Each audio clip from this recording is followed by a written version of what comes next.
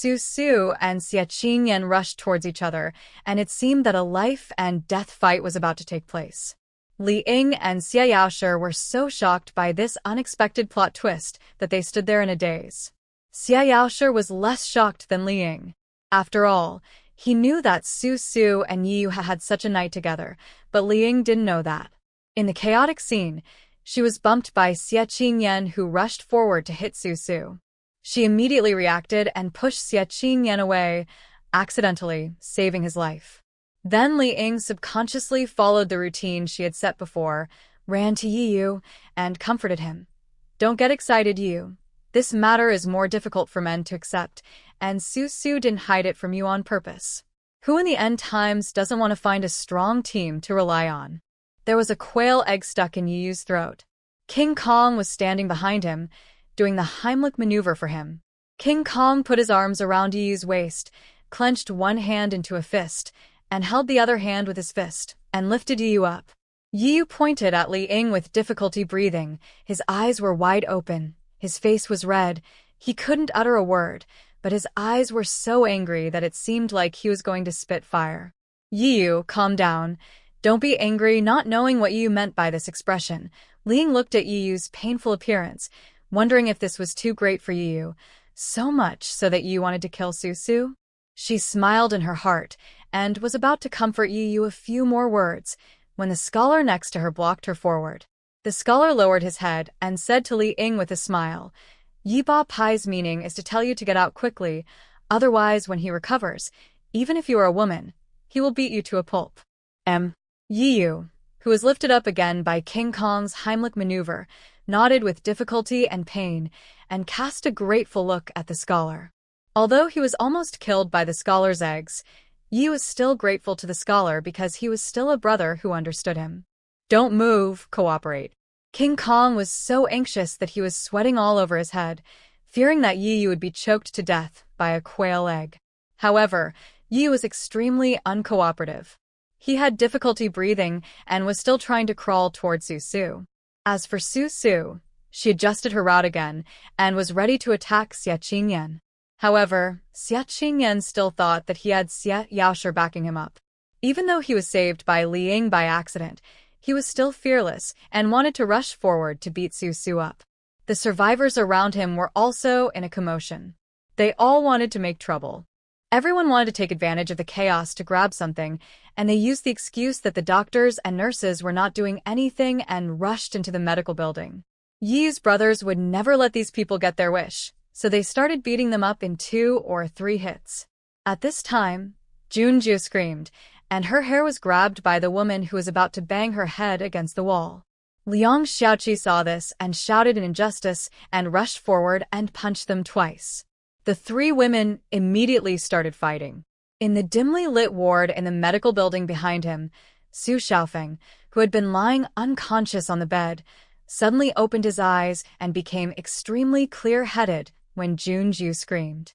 The woman who was grabbing Junjiu's hair outside had her face frozen by Li Xia, who grabbed her wrists and squeezed them hard.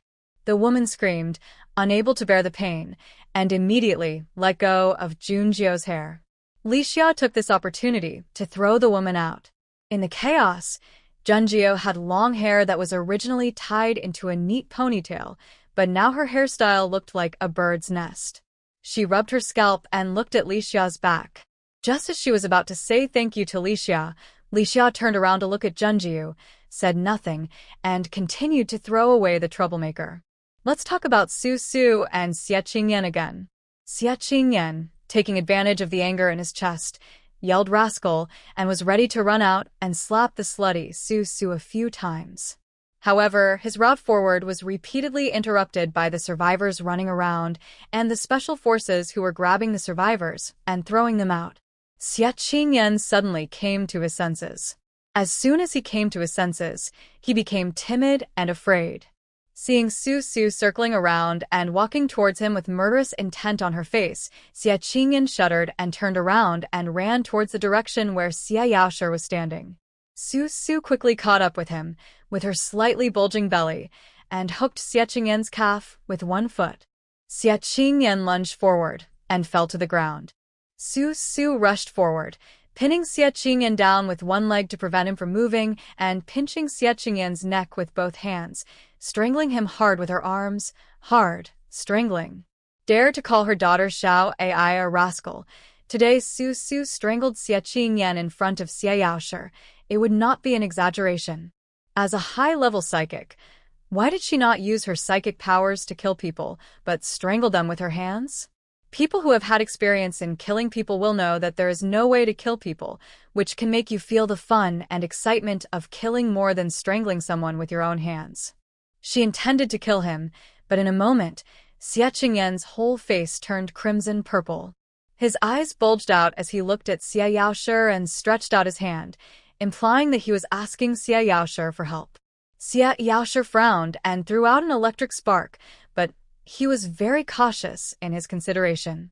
He didn't want to hurt Su Su, but just wanted to give Su Su a warning. Su Su raised her free hand and pushed it out, creating a wall of ice that blocked Xie Yaoshi's small spark. She raised her head and angrily shouted at Xie Yaoshi behind the ice wall, "Xie Yaoshi, haven't I said this countless times? As long as Xie Qingyan doesn't come to me to seek death, I can spare his life in the Apple Villa district. However, today he called me his child, and kept calling me a rascal." Outside the ice wall, Xie Yaoshi closed his eyes. How could he not know that Xie Qingyan had been courting death?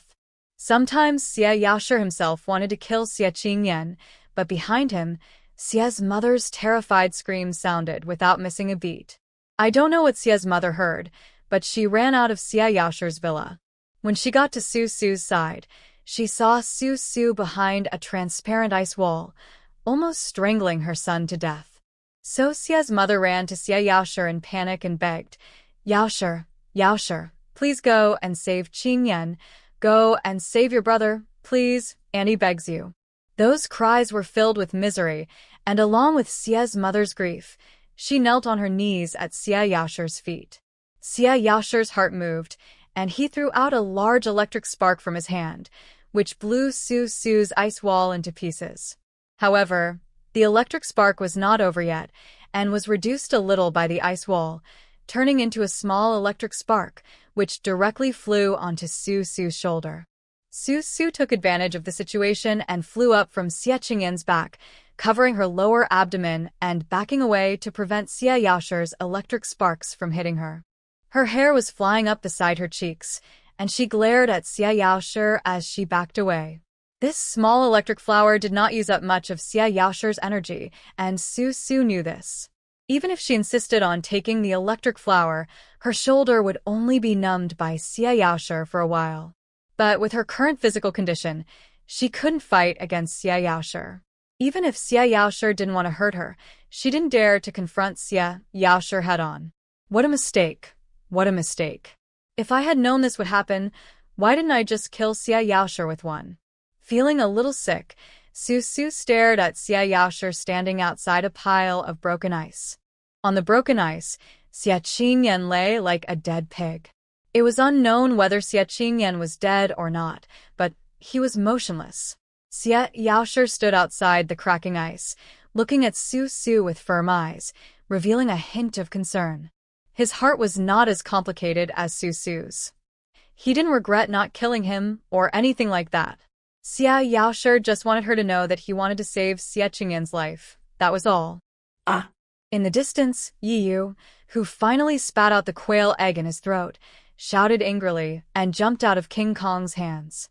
When he met Li Ying, who was blocking his way, he slapped her without even looking. He quickly stepped forward, hugged Su Su, who was retreating, turned around, and the little electric flower belonging to Xie Yaoshi fell on Yi Yu's back. Yi was shocked by the electric shock and trembled. He put down Su Su and turned around. A dragon of fire rushed out from his body. He cursed in a rough voice, "You hit my woman again. Today I will teach you a lesson." The fire dragon was so big that the raging flames burned Xie Qingyan, who was dying on the ground, and he rolled away wailing. Xie's mother avoided the fire dragon and rushed forward, hugging Xie Qingyan, who was rolling on the ground. His body and face were burned red, and she cried, "My son, my son, my son." Seeing this, even though Xie Yaoshi didn't want to fight with Yi Yu, he had to go forward. Because Yi was too arrogant. The fire dragon that was originally coming towards him, Xie Yaoshi, didn't care about its size and let it grow. Not only did it hurt Xie Qingyan, who was on the ground, but even Xie's mother was probably injured. So Xie Yaoshi had to step forward to stop Yi Yu. Just when Yi Yu and Xie Yaoshi were fighting fiercely, Xie Yaoshi's teammates also came up to help. However, Yi Yu also had brothers on his side. The two superpower teams fought back and forth with their superpowers and had a hand-to-hand fight. Su Su stood in this small square with colorful special effects flying everywhere. Her soft and straight hair was slightly lifted. She blinked and turned around on the spot. For some reason, she suddenly felt that this scene was like fireworks, which was extremely beautiful. Not far away, Xie's mother was wailing while holding Xie Qingyan. A few lightning and thunder flew over her head. She looked up at Su Su and cried and complained. Su Su, why are you doing this? Why do you want to hurt Xie Qingyan? Didn't you two have a good relationship before? I can't understand why you must kill Qingyan. Why don't you kill me? What hatred or grudge is there? If you kill me, it's a life for a life. Su Su lowered her head coldly, looking at Xie's mother, who was so eager to protect her son. Some things were difficult to explain, and the situation on the scene was too complicated. Su Su was too lazy to waste her breath, but if she didn't say it, someone else would say it for her. Su's mother jumped out from nowhere and protected Su Su to prevent her from being hit by the flying superpowers around her. Su's mother was also eager to protect her daughter, and she would not tolerate Su Su being blamed in the slightest. She only heard Su's mother shouting at Xie's mother, "Look at your son's madness today. If my daughter doesn't kill your son, he will definitely come and kill my grandson. Even if he doesn't kill him now, will he let my grandson go when he becomes successful in the future? So there is nothing wrong with my daughter killing your son." Yu. Mother Xie held the dying Xie Qingyan and sat on the ground with a look of shock on her face. She arrived a little late, so naturally she didn't see the show that Li Ying put on. So she looked at Su Su in astonishment, and then looked carefully at Su Su's belly. She was an experienced person, and once reminded, she could see at a glance that Su Su was already slightly pregnant. So Mother Xie closed her eyes, and another string of hot tears fell. According to the current situation, the child in Su Su's belly must not be Xie Qingyan's. Otherwise, how could Xie Qingyan and Su Su fight like this? And how could the supernatural people of the Xie and Su families fight like this? She knew her son. Qingyan loved Su Su so deeply. How could he tolerate that Su Su was pregnant with someone else's child now? Just like what Su's mother said, even if Xie Qingyan endured it today and swallowed his anger, in the future, year after year, as long as Su Su insisted on giving birth to the child in her belly, Xie Qingyan would definitely be determined to kill that child. So this is a situation that cannot be solved, and it is stuck there. Snap, snap, snap. 3 gunshots sounded a warning, and the psychics who were fighting in a group stopped their fights vigilantly. Everyone turned their heads and found that a group of soldiers had come to the road in front of Xiaoping at some point. Each soldier held a gun in his hand, and on the small road behind the soldiers, there was a military vehicle parked with its headlights on, illuminating the sky and earth brightly. Everyone fell silent. Li Ying, who had been slapped away by Yi Yu before, forced a smile on her face, stood up from the ground, tidied herself up, and looked at Wang Zijiao, who came out from behind the soldiers. She slowly walked up to him and stood behind him. It was Wang Zijiao who fired the shot. He was wearing a gray-green military uniform and a dark green military coat. His eyes, full of righteousness, glanced at Xie Yaoshi, then at Yi Yu, and then at each of them one by one. Seeing their miserable appearance, he put away the pistol in his hand, frowned and scolded. Humanity is facing a great catastrophe. As the survivors, you don't think about how to work together to overcome the difficulties. Instead, you waste your talents and fight among yourselves. Aren't you ashamed? Yi Yu rubbed the corner of his mouth that was cut by Xie Yaoshi, glanced at the blood on his finger without caring, raised his head and grinned at Wang Zijiao. What are you talking about? We are full of energy and are practicing how to kill zombies here. How can this be called an internal conflict? Xia Yaoshe, who had fought him the most fiercely, was also in a very embarrassing state. However, upon hearing this, he did not refute Yi Yu's words. He just straightened his hair, which had a piece of scalp burned off by Yi Yu, pursed his lips tightly, and looked at Wang Zijiao under the bright light. On the other hand, Xia Yaoshe's teammate, the one called Zhang Anquan, reached out and hooked his hand on King Kong's shoulder. He showed no sign of fighting to the death with King Kong. He laughed and said, "What are you talking about? This is our Apple Villa district's business after all. It's not your turn as an outsider to point fingers." Wang Zijiao's eyes flashed with cold light as he silently looked at the group of psychics who were pointed at by guns. The psychics were too unruly. It seemed to have become a rule that the higher the psychic ability of a person, the more difficult it was to discipline him, let alone tame him. Human civilization is recovering, and the establishment of bases is a general trend. Now there is a lot of work to be done, and it is the right time for Commander Lu Yin to recruit people. You have the energy, so instead of training and fighting each other here, why not join the Commander's Special Power Team Vanguard, give full play to your energy, and contribute a little to the construction of the base? Don't get entangled with this group of superpowers. Whether they are fighting or practicing, Wang Zijiao has no right to care. He wants to persuade these people to join the superpower Vanguard team to shine, but Yi Yu waved his hand and called the brothers and Su around him. "Let's go, what are you looking at? Go home, take a shower, and go to bed. I'm so tired today." I have. Originally, Yi Yu wanted to say to Su, "I have something to ask you," but before he could finish the sentence, he saw Su's mother standing next to Su. He immediately reacted, and facing Su's mother's unfriendly look, he scratched his head, not daring to call himself Lao in front of Su's mother. Meeting, we have to have a meeting. Don't rush to sleep yet. Let's discuss how to better kill zombies." Zhang Anquan suddenly shouted at this time. Facing Wang Zijiao's fierce attack, he blinked desperately at King Kong and Yi Yu. Today, Wang Zijiao brought his troops to surround them, just to get the psychics from the Su family and the Xie family to join the army, so the two sides now have a common enemy, and everyone has to sit down and discuss how to deal with this common enemy. I'm busy.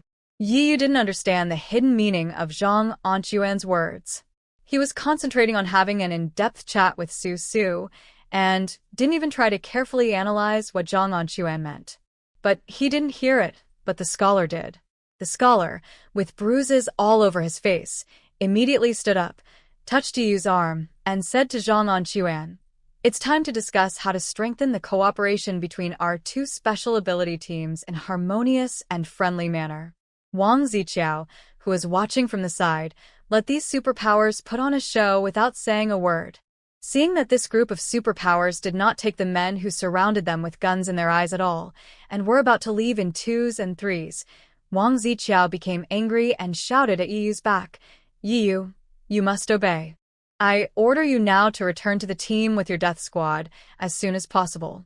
Yi Yu hooked the scholar's shoulder and glanced at Su, his eyes filled with unspeakable emotions.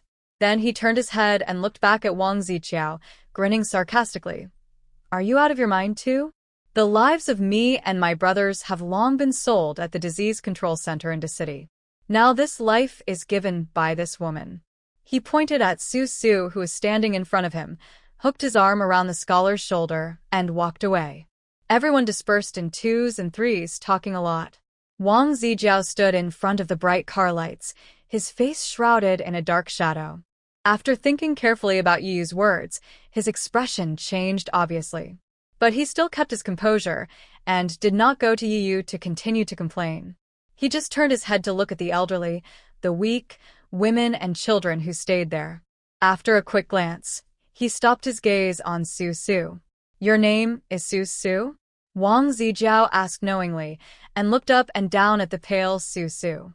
Just as he was about to speak again, Li Ying beside him said, "Yes, she is Su, but..." Without waiting for Li Ying to finish, Wang Zijiao took 2 steps forward and shook out a piece of paper to Su. The paper stated all the benefits of the Superpower Vanguard team. "Su, the commander thinks you are very capable. I hope you can join our Superpower Vanguard team and make a contribution to the construction of the base. Seeing this, Yiyu, who had just walked away, realized that Wang Zijiao was not coming for them today. They ignored him, and he turned to harass Su Su. So he was furious and cursed you. Get away from me. I don't beat you up, but you're getting more aggressive, right? He rushed forward, with a scorching airwave around him, burning the light around him and changing its shape. He really couldn't help but want to beat up this man named Wang Zijiao, who actually dared to set his sights on Su Su. Now this Su Su must be praised, praised, praised. Everyone must praise him. Yiyu. Su Su reached out and pulled Yiyu. Wang Zijiao took a step back, as if he didn't quite understand why Yiyu reacted so excitedly. Even when they surrounded Yiyu last time and pointed guns at his head for an hour or so, Yiyu didn't seem so uncalm. Wang Zijiao felt that something was unusual. The piece of paper in his hand that contained the preferential policies for the Superpower Pioneer team fell to the ground unconsciously. It floated and floated until it landed in front of Xia's mother, who was sitting on the ground and holding Xia Qingyan. No one would care about the paper now. The moment Su Su grabbed Yiyu, Ling took Wang Zijiao to the back and whispered, "Tonight is not a good night to collect taxes from these people. Let's withdraw first. Go to your meeting. There's no need to cause trouble now." At the same time, Su Su, who was holding Yiyu, frowned and stopped Yiyu's irritable figure. It was impossible for her to work for Lu Yin with a big belly, so there was no need for her to get angry because of Wang Zijiao's words. Since she had already made up her mind to leave, why bother to fight over these useless things at the doorstep? It is easy to kill Wang Zijiao now, and even killing Lu Yin is not a difficult task. However, for ordinary people, the establishment of the base has 100 benefits and no harm. If Wang Zijiao and Lu Yin are killed, who will build the Xiangqing base? Everyone understands this truth. You can't deny the benefits of the base just because you are a superpower, and the establishment of the base is to use the lives of the Superpower Vanguard to build that wall. Some people are willing to work for Lu Yin's base for those generous preferential policies, while some people are unwilling to do so and think that cherishing life is important. This is really not about right or wrong, it's just a different way of living. As for whether Lu Yin would use force, or whether he would resort to trickery to coerce and lure the psychic to work for him, at least in Su Su's opinion, Yu had only been surrounded by Lu Yin's soldiers with guns once, and she had not gained any upper hand. Now Lu Yin had set his sights on her, and what would happen in the future would remain to be seen. Anyway, Su Su had already made up her mind to leave, so she had no intention of arguing about the short term. Waves in the waves, waves in the waves, no more waves. Yi was held by Su Su. He could have broken free, but when Su Su held him, his heart trembled and his head became more dizzy. He was so scared that he dared not rush forward. He was afraid that he would make too much noise and knock Su Su over. So he smiled and turned back, and hurriedly said, Okay, I'm going to the meeting. We'll talk later." Seeing Yi Yu's increasingly cautious attitude, as if he was holding a piece of tofu, Liang was puzzled. Was Yi Yu so angry that he lost his mind? Or was there something else going on? How could Yi Yu be so cautious about a woman who was pregnant with another man's child? No matter how many questions she had, it was not appropriate to ask them tonight. Liang hurriedly pulled Wang Zijiao away. Yi Yu also went to a meeting with his brothers and the supernatural people from Xia Yaoshi's side.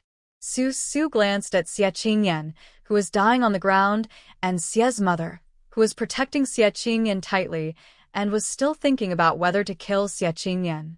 But Xia Yaoshi was standing next to these two people, and Su's father and mother were standing next to Su Su, silently urging her to go back.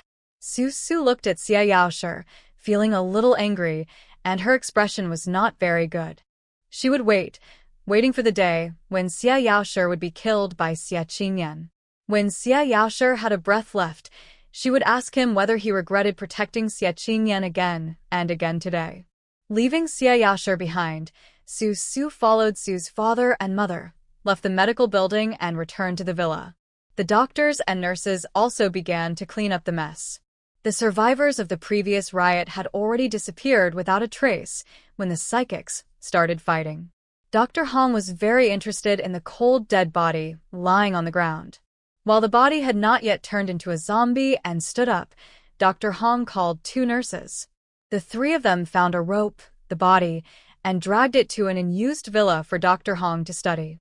Only Xie Qingyan and his mother were left there.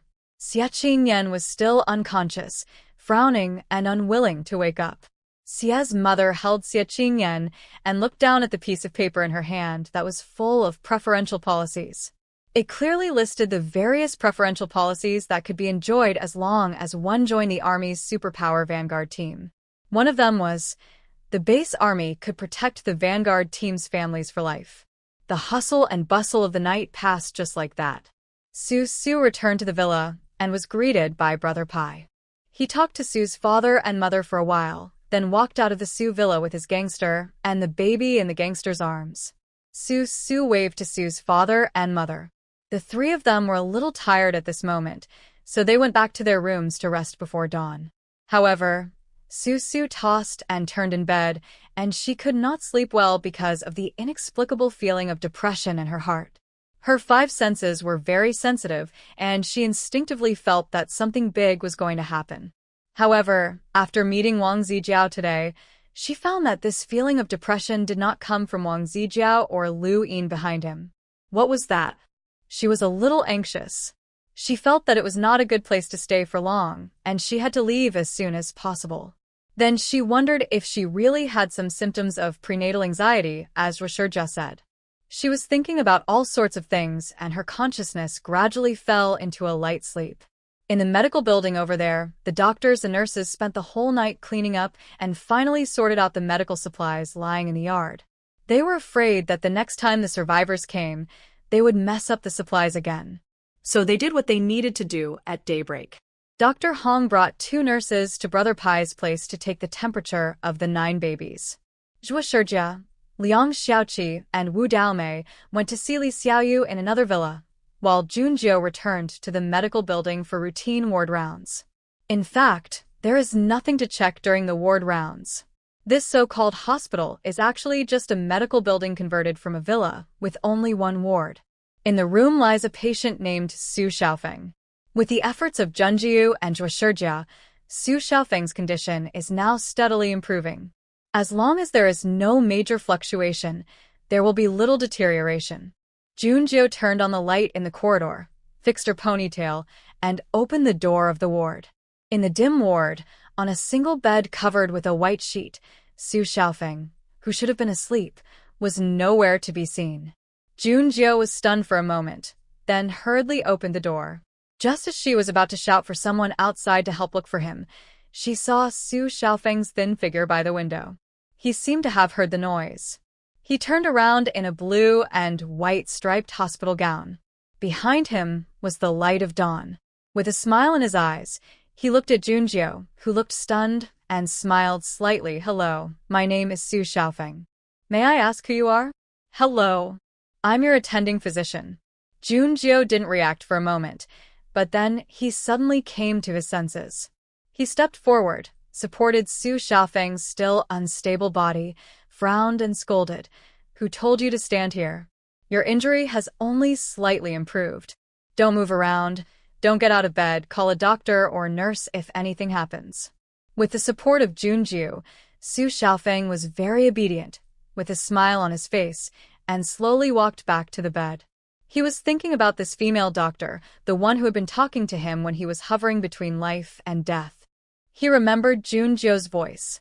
She was young, like a girl who had just graduated from college, very youthful, very beautiful, very energetic, and very attractive.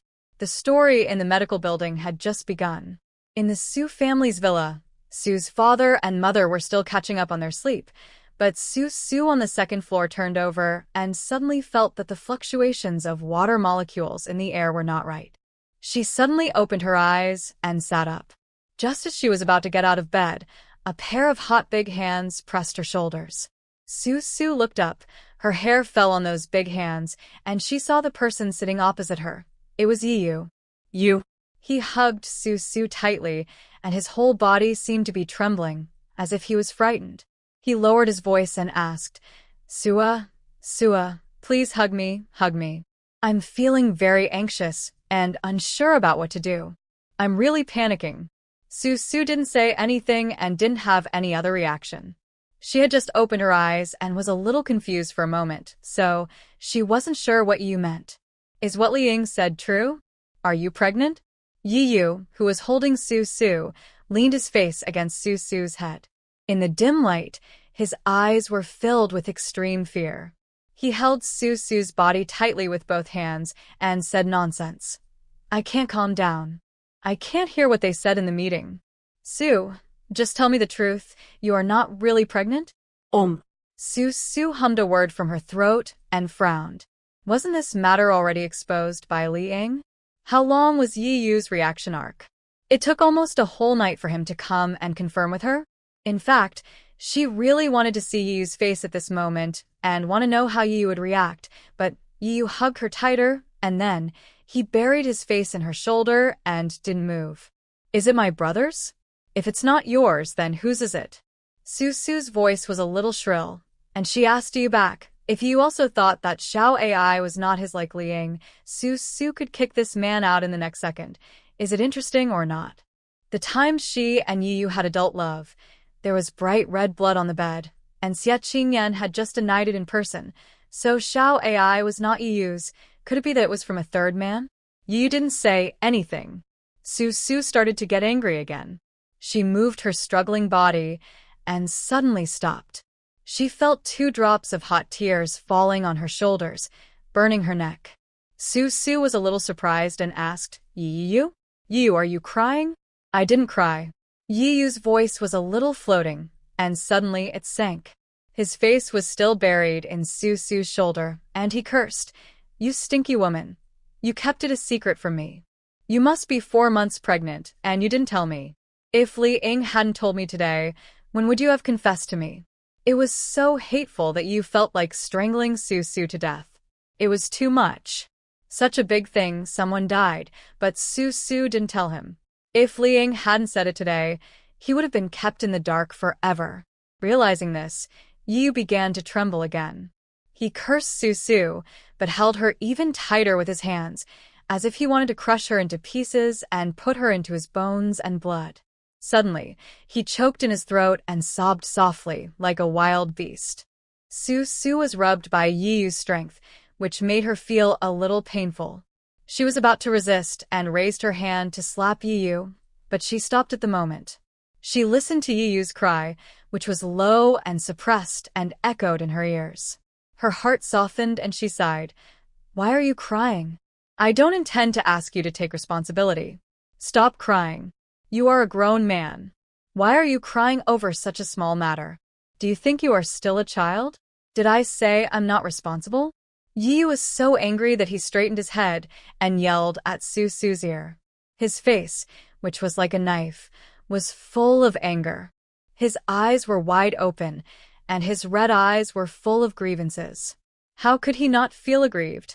These days, thinking of how he threw and threw Su, and how he pressed and teased her when he had nothing to do, and thinking back to the days when Su jumped and rummaged through boxes and cabinets in the past, Yu was so scared that he couldn't stop shaking all over.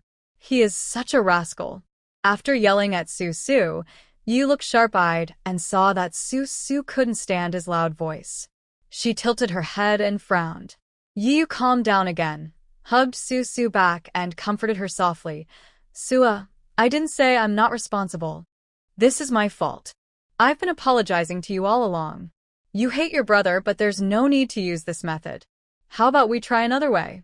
Or you can just take a knife and stab your brother a few times, anywhere you like. After a while, he paused and said, You shouldn't have kept it from me. If I hadn't discovered it early today, would you have planned to keep it from me forever? Yu became angrier and angrier as he spoke, his voice getting louder again. I'm sorry for you. You said you didn't hate me about this. I was wondering why you didn't hate me. It turned out that you were waiting for me here. Tell me yourself, are you planning to retaliate against me like this? You can't retaliate against me like this, sister. I feel really bad. Su listened coldly, thinking that Yu's current state was a bit like mental disorder. Could it be that he couldn't bear this and went crazy? Otherwise, why would he be angry and scared at one moment, hug her, and yell at her at another moment? Sure enough, Yu kept cursing and talking and realized that he was out of control. He quickly lowered his voice and said softly, I have finally understood that neither of us can leave each other in this life. This is also good. I love you very much. I originally thought that if you hate me and really don't want to see me, then I will leave, take the brothers, and stay away from you. This time, the child came at the right time. You will be the mother of my child in the future. You can't live without us, and we can't live without you. The more he talked, the more outrageous it became. When Xiao Ai was still in Su Su's belly, Yu had already considered Xiao Ai his. Su Su frowned and couldn't help but interrupt Yu's madness and said, So now, are you going to take responsibility or not? Don't you think this child is a burden to you? Look at you, what are you talking about? Yu shouted, staring at Su Su like he saw a ghost, and asked loudly, When did I think this child was a burden? You said that yourself? When? What year, month, and day? Tell me clearly. If I said that, I'll chop off my head and use it as a toilet for you. You still don't admit it? You said that you didn't know when you would die, so you didn't want to have a child to be a burden. Su Su took a deep breath and forcefully pushed away Yu, who was holding her. She clenched her hands into fists and started to hit Yu, saying angrily, You haven't said anything yet, you haven't said anything yet. Why are you so shameless? Think about what you said at the repair shop. Think about it, I wanna. Don't move, Auntie. I beg you to stop hitting me. In order to prevent Su Su from hitting him too hard and hurting her hands, Yu quickly rolled off the bed.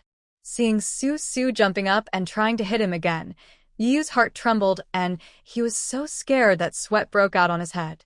He quickly rushed back, hugged Su Su, and gently trapped her in the bed. There is no way these words came from my mouth. If you said something else to make me feel relieved, I would admit it. But these words are not in line with my most basic principles as a human being. Even if you kill me today, I will not admit it. Yu had no recollection of this at all and felt that he had said, The baby in Su Su's belly is a burden. He pressed Su Su on the bed, held Su Su's arms with both hands, and pressed one leg on Su Su's knees. He was very careful not to press on Su Su's belly. Yu's expression showed that he was really thinking hard, and then he shook his head again. I never said that. How could my child be a burden? You just hate me, so you deliberately accuse me of such irresponsibility, right? Su Su, who was forced to lie on the bed, took a deep breath and closed her eyes. She felt a strong sense of powerlessness in her heart. So she tilted her head, closed her eyes, revealing the graceful curve of her snow-white neck, and stopped talking. Yu, who was standing above, leaned over and looked at Su Su for a long time. He was puzzled. How could someone who was so lively just now be so well-behaved now? He lowered his head and put his lips closer to Su Su's neck, rubbing it. When he wanted to say something, Su Su suddenly spoke with her eyes closed. Yu, I don't hate you, and I have never thought of hiding Xiao Ai's existence and using her to take revenge on you. Xiao Ai? Yes, her name is Xiao Ai, and she's a daughter. Su Su turned her head, and in the dim light, her eyes sparkled as she looked at Yu above her. She stroked her slightly bulging belly with both hands, and suddenly, she smiled and said, Do you want to touch it? Yu opened his mouth and looked at the expression on Su Su's face. He was in a daze for some reason. Before he could react to what he wanted to say, Su Su took one of his hands and placed his hand on her belly. Through the thin sweater, Yu's hand trembled slightly. He felt that Su Su's belly was hard, so he said unconsciously, Yesterday, I thought you had extra fat. Oh, what is it? Suddenly, Yu felt something under Su Su's belly gently stirring his palm. It was very weak, but he was so scared that he quickly retracted his hand. His eyes were full of surprise. He sat up straight, looked at Su Su's belly, then at his palm, with an expression of disbelief. Xiao Ai is saying hello to you. Su Su half sat up, stepped back on the bed, found the pillow behind her and leaned on it, touched her belly with one hand. The tenderness in her expression was obvious, and she pinched her voice and said to Yu, She is saying, Hi Dad, how are you? No. No, no. Yiyu got up in a panic, walked around the bed, waving his hands. I don't know what he was refusing. Could it be that he was refusing Xiao Ai to say hello to him? Susu's face gradually turned cold. Just as she was about to lose her temper, she heard Yiyu say incoherently, Xiao Ai? Yik Xiao Ai. What kind of name is that? Shu Xiao Ai. Susu corrected Yiyu. Her child had been called Su Xiaoai for the entire 10 months of pregnancy in both lives. Why should she change Su Xiaoai's surname as soon as Yiyu showed up? Ye Xiao Ai. Yi was very persistent about the question of whose surname the child should take, and he did not argue with Su about whether he should call the child Xiao Ai. He sat back on the bedside of Su again. This time, there was no need for Su to hold his hand. He directly put his hot big hand back on Susu's belly, stared at his hand, shook his other hand, and said softly, Hi, Yi Xiaoai. Susu's belly bellowed again. Yi pulled his hand back and looked at his palm.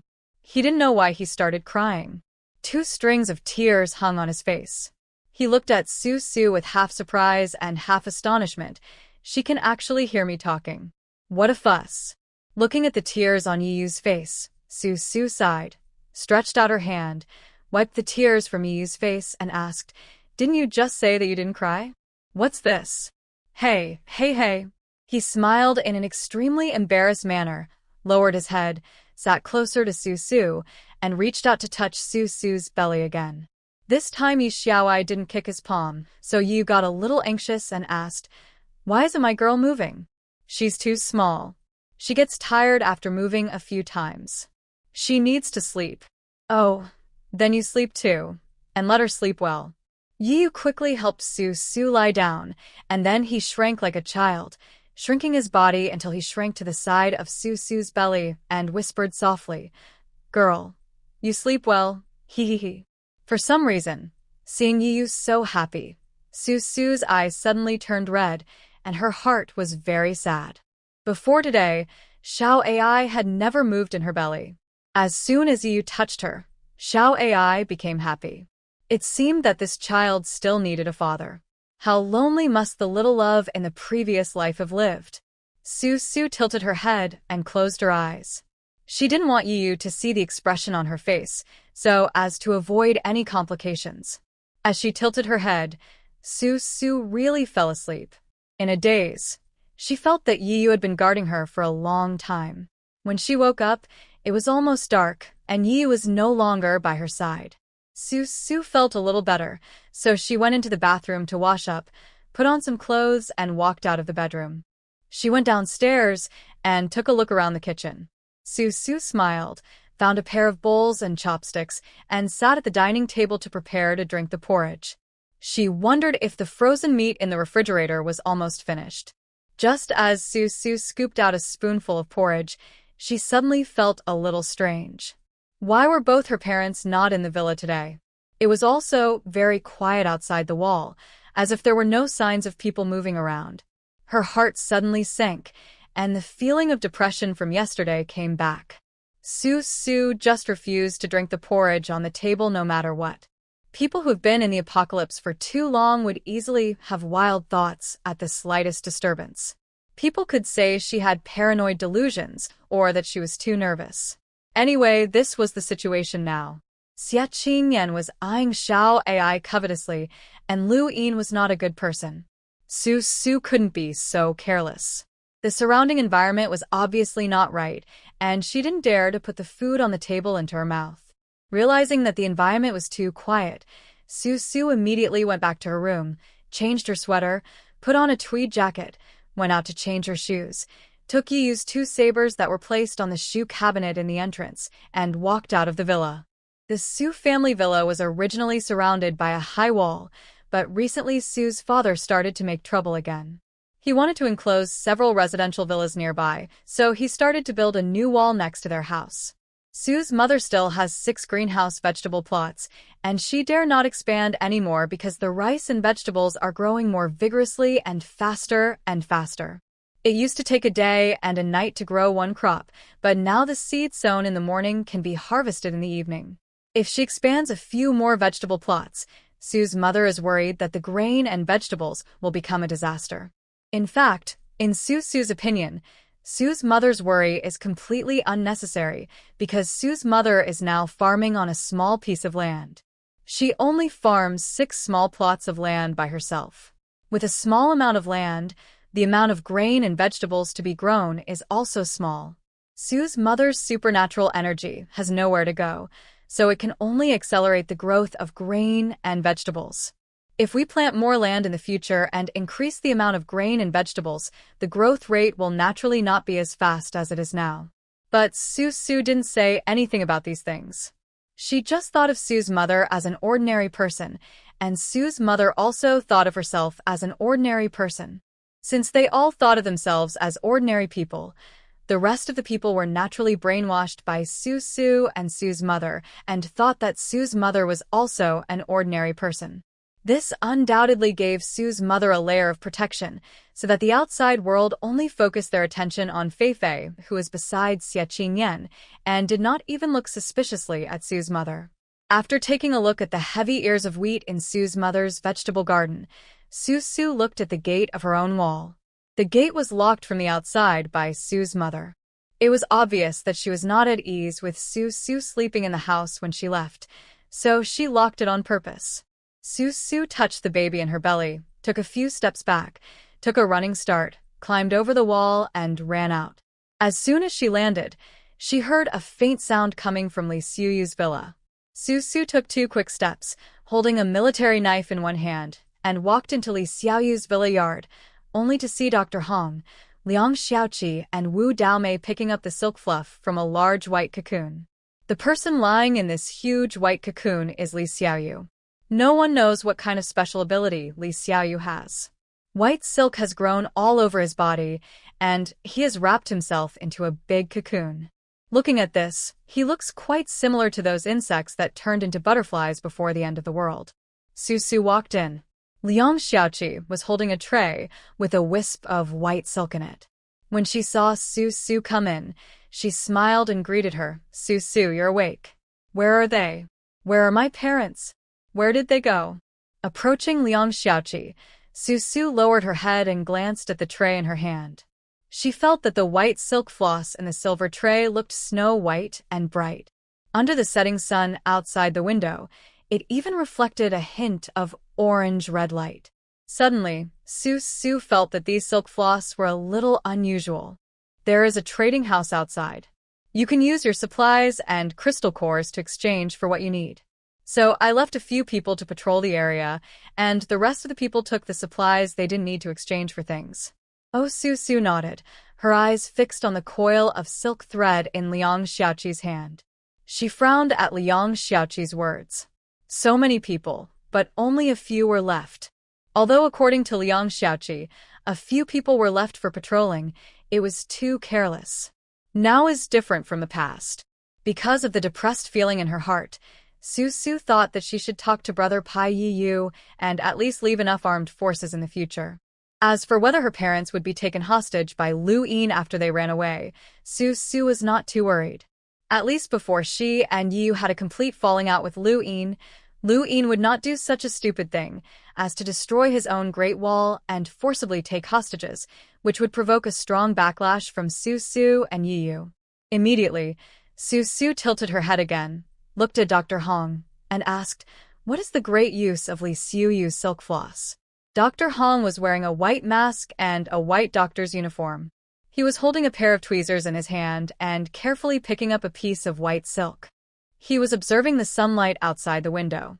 He paused after hearing the words, tilted his head and thought for a moment, then looked at Sue and replied, "For now, we have only discovered that these silk fibers are very resistant to high temperatures and are tough and not easy to break." "I see." Sue withdrew her gaze from Sue and said to Dr. Hong, "Then you study it slowly. Study it thoroughly." Li Xiaoyu's cocoon was surprisingly resistant to high temperatures and not easy to break. Sue was somewhat interested. She seemed to remember that among the pile of garbage that Brother Pai dragged back, there was a handmade loom, which seemed to have been bought from a shop that made Hunan embroidery artworks. At that time, no one expected what this loom could be used for. Su asked Brother Pai to throw all the artworks, embroidery looms, etc. that he had picked up into a villa so that they could be used to hand in supplies when entering and leaving the safe zone in the future. Now it seems that it is a good thing that she did not hand it in. Isn't it just right to use this loom now? But she is planning to take the silk floss that Li Xiaoyu used to make cocoons and weave cloth. I wonder if Li Xiaoyu has a psychological trauma. Su thought that she should wait for Li Xiaoyu to wake up and ask whether these cocoons can be used to weave cloth. She would first find the loom and study how to operate it. If Li Xiaoyu absolutely disagrees with others touching her cocoons, Su can also look for mutant silkworms. As long as one can use the loom, anyone's silk can be used to weave cloth. In fact, it was too early for Su to raise silkworms and weave cloth. After all, before the end of the world, human beings were in an era of abundant material development. What kind of clothes could they want? Why should they go back to ancient times and cut cloth and sew clothes, spin yarn and weave cloth?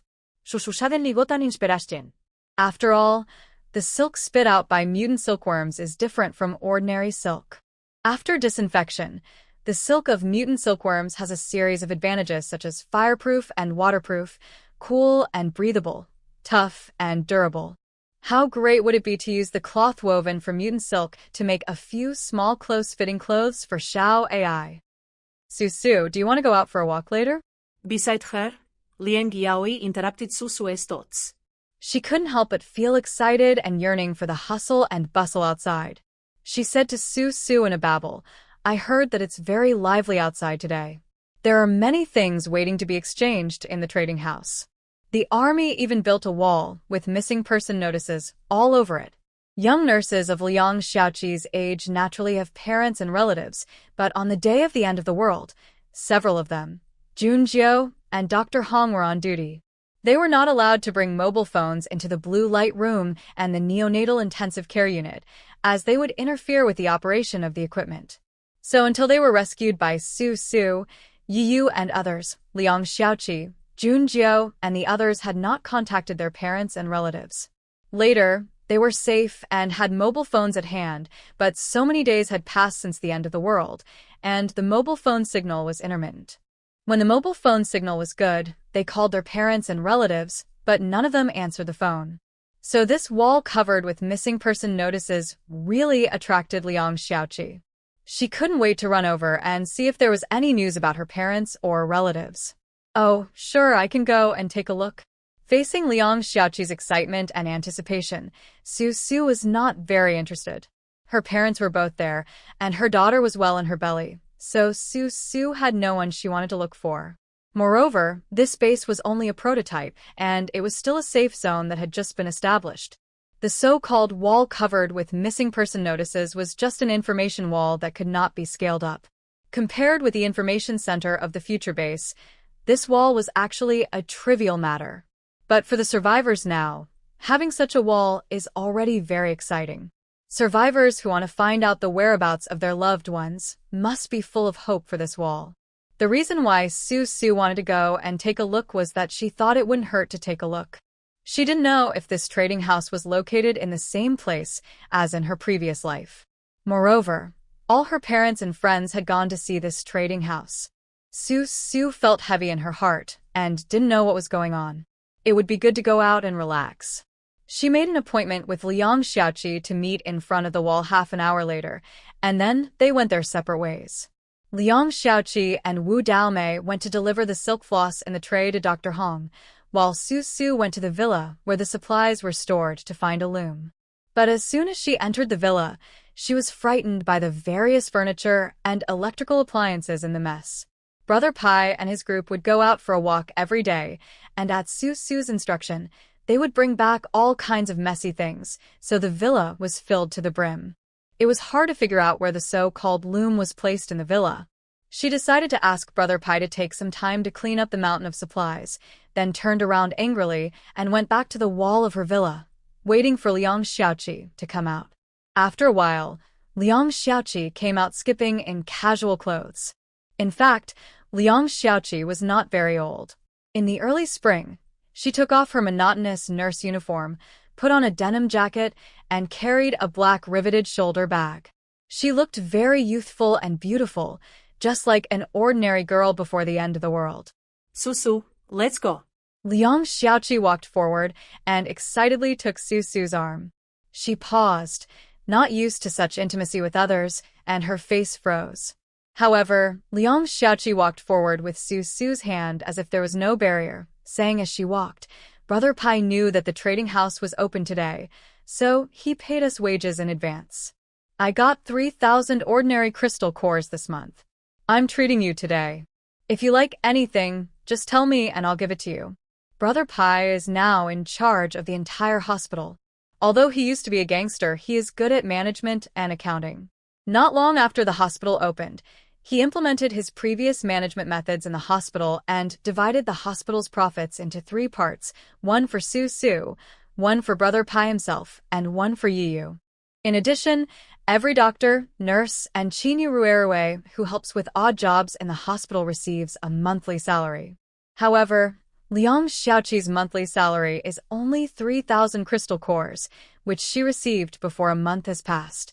This treatment is comparable to that of Lu Yin's Superpower Vanguard team. There's something wrong with your salary of 3,000 crystal cores. Compared to Dr. Zhua, Dr. Jun, and Dr. Hong, their salaries are not bad. With the current price, you can rent 100 houses with that much.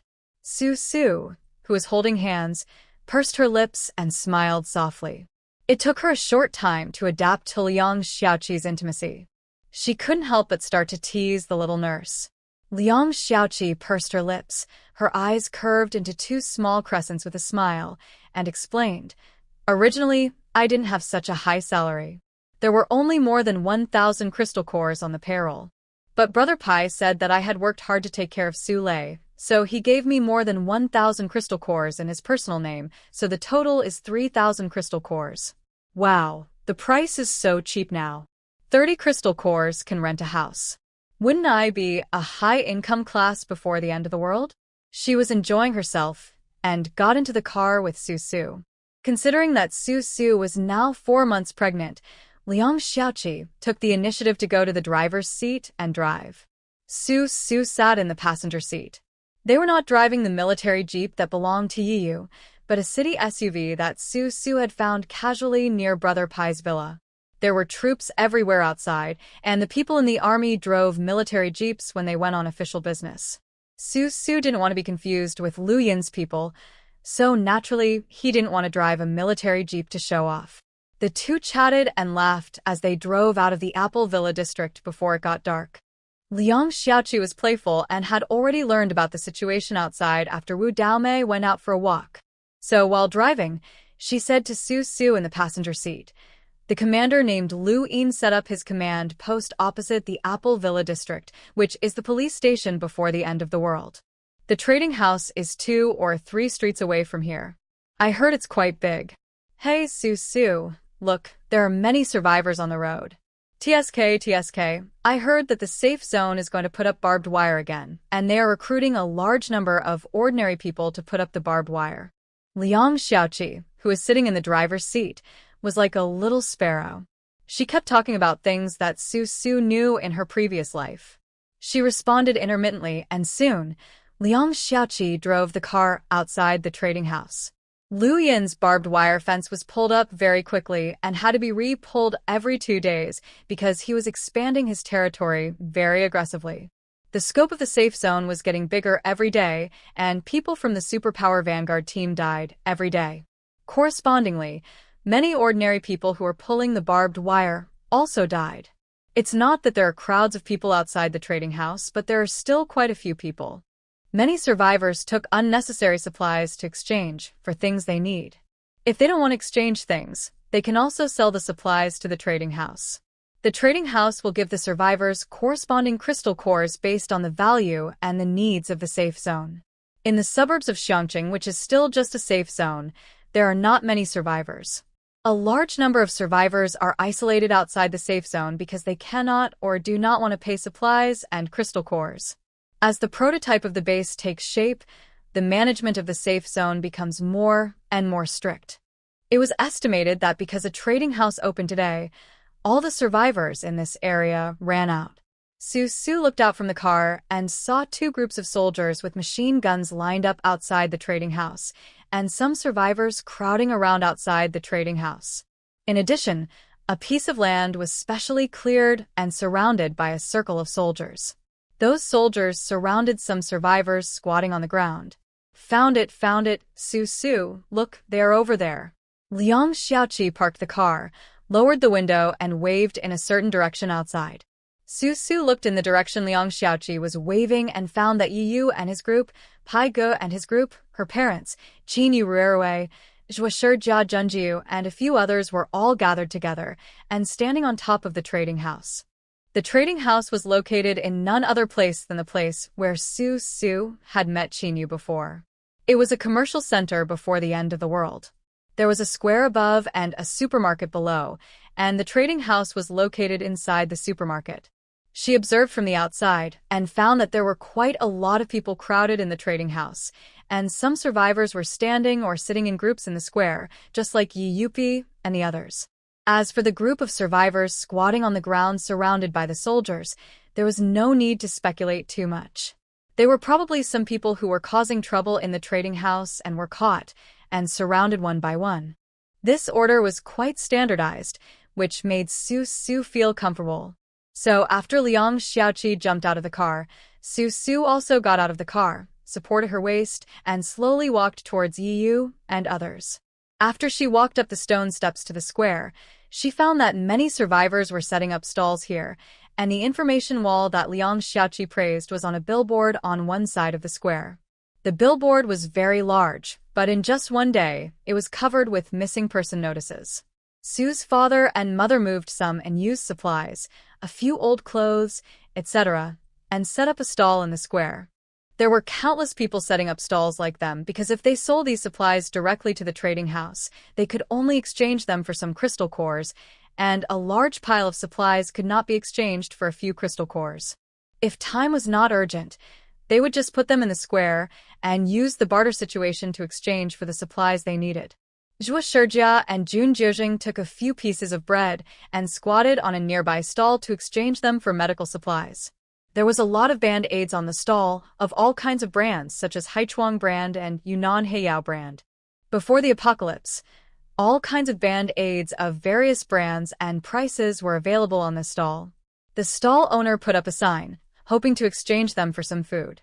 Yi Yu and his brothers were standing in twos and threes, without any food or clothes in their hands. They just came to watch the fun. The supplies they found had everything, and they lacked nothing. Brother Pai's brothers were quite excited. They just took some controlled knives they found earlier, exchanged for some cigarettes, and then prepared to go back to take care of the babies. Most people ran out, and at the Su family's villa, only Dr. Hong for young nurses and the people who stayed on patrol were left. So Brother Pai didn't plan to stay outside for long. He took this group of gangsters out for a walk and planned to go back to change shifts and then let the patrolmen come out for a walk again. As soon as the group of people turned around, Brother Pai saw Liang Xiaoqi running up with a bag on her shoulder, followed by Su Su, who was walking slowly. Brother Pai called out, "Why aren't you at home looking after the children? Su Lei has fallen asleep and won't wake up for 3 hours. Dao Mei and the others are watching him." Liang Xiaoqi, who had short hair, answered Brother Pai from a distance. Yi listened to the voice and glanced in the direction of Liang Xiaoqi. He just saw Su Su climbing up the last step with her bulging belly. A person came hurriedly towards her from the opposite side and was about to bump into Su Su accidentally. Su Su turned half of her body on the spot, jumped down several steps from the top step, and lay on the handrail beside her without moving. Yiyu's face suddenly changed, and he rushed over anxiously. Su Su still didn't move. She turned around. It was nothing serious, but at that moment when she was lying on the handrail, she happened to see a familiar figure at the bottom of the stairs. So she lay there motionless and continued to watch. Below the stairs was the side door of the trading house, and the person Su Su saw was none other than Xie's mother, who was wearing a well-fitting slim tweed coat and a colorful scarf. At this moment, Xie's mother was standing there, talking to a man in military uniform. Haha, this shouldn't be called a hostage. You should think of it this way. You're going there to enjoy yourself. The man in military uniform was not Wang Zijiao. He had a friendly expression on his face and was less rigid than Wang Zijiao. When he smiled, he looked a bit like a fox. He continued, as long as Xia Yaoshe lives, the preferential policies he brings to you will always exist. So, Auntie, why don't you take your son and enjoy yourself and also look forward to Xia Yaoshe living forever? Su Su knew this man with a fox-like smile. He was one of Lu Yin's think tanks, named Chu Xian. Sigh. In fact, no matter whether it was Wang Zijiao or Chu Xian, no matter how these people jumped around in the end, Xiangqing only existed for 2 or 3 years, which was very short. With the destruction of the Xiangqing base, these people either dispersed or died, so there was nothing much to say. The reason why Su Su continued to lie here and watch was because she was quite interested in what Xia's mother did this time. From the look of it, Xia's mother probably knew that the army wanted to capture her and use this to control Xia Yaoshe, the lightning superpower. Was Xia's mother offering herself to the army on her own initiative? Su Su. Behind her, Su Su was watching with great interest when Yi Yu suddenly shouted. She was startled and turned her head, just in time to see Yi Yu rushing towards her from a distance. Su Su raised her hand and greeted Yi Yu and glanced at Yi Yu helplessly, then lowered her head to look at Xia's mother and Chu Xian. The two of them had already entered the side door of the trading house. At this time, Yi Yu had already rushed to Su Su's side, nervously holding Su Su's waist and asked, "Are you okay? Is my girl not hurt?" Ill. Su Su reached out and opened Yi Yu's hand. Have you ever seen such a man? The first thing he asked was not whether she was hurt, but whether his daughter was hurt. This pregnant woman is pregnant. Of course the pregnant woman will be hurt first, and then the child will be hurt. The pregnant woman is standing here fine. How could the child in her belly be in trouble? Seeing this, Su's mother, who was following behind Yi Yu, actually showed a very satisfied expression on her face. Mom. Su Su ignored Yi Yu, who came up to help her again, and called out to Su's mother behind Yi Yu. She walked around Yi Yu, took the initiative to walk in front of Su's mother, and asked, "What are you doing here? I'll go get you anything you need." "Oh, please calm down." Mother Su waved her hands at Su Su, holding a big bag in her hand. She blocked Su Su's hands with her other hand as she was about to lift the plastic bag for her. She walked down the stairs and said, "Go back. We don't want you to do anything now. Just stay here and give birth to my grandson. As long as the child is born, I will let you go to heaven or Hades." What she meant was that Su's mother had nothing else to ask for now, except that Su Su should stop making trouble. As long as Su Su gave birth to Xiao Ai safely, Su's mother would no longer care about Su Su. Yi followed Su Su and nodded repeatedly to what Su's mother said, agreeing very much. Su Su walked behind her mother and glanced at Yi standing beside her with his hands and feet supporting her mother. She immediately glanced at Yi Yu. Yi paused and immediately gave Su Su a very flattering smile. Following closely behind Yi Yu were Li Xia, Wan Deshan, and others.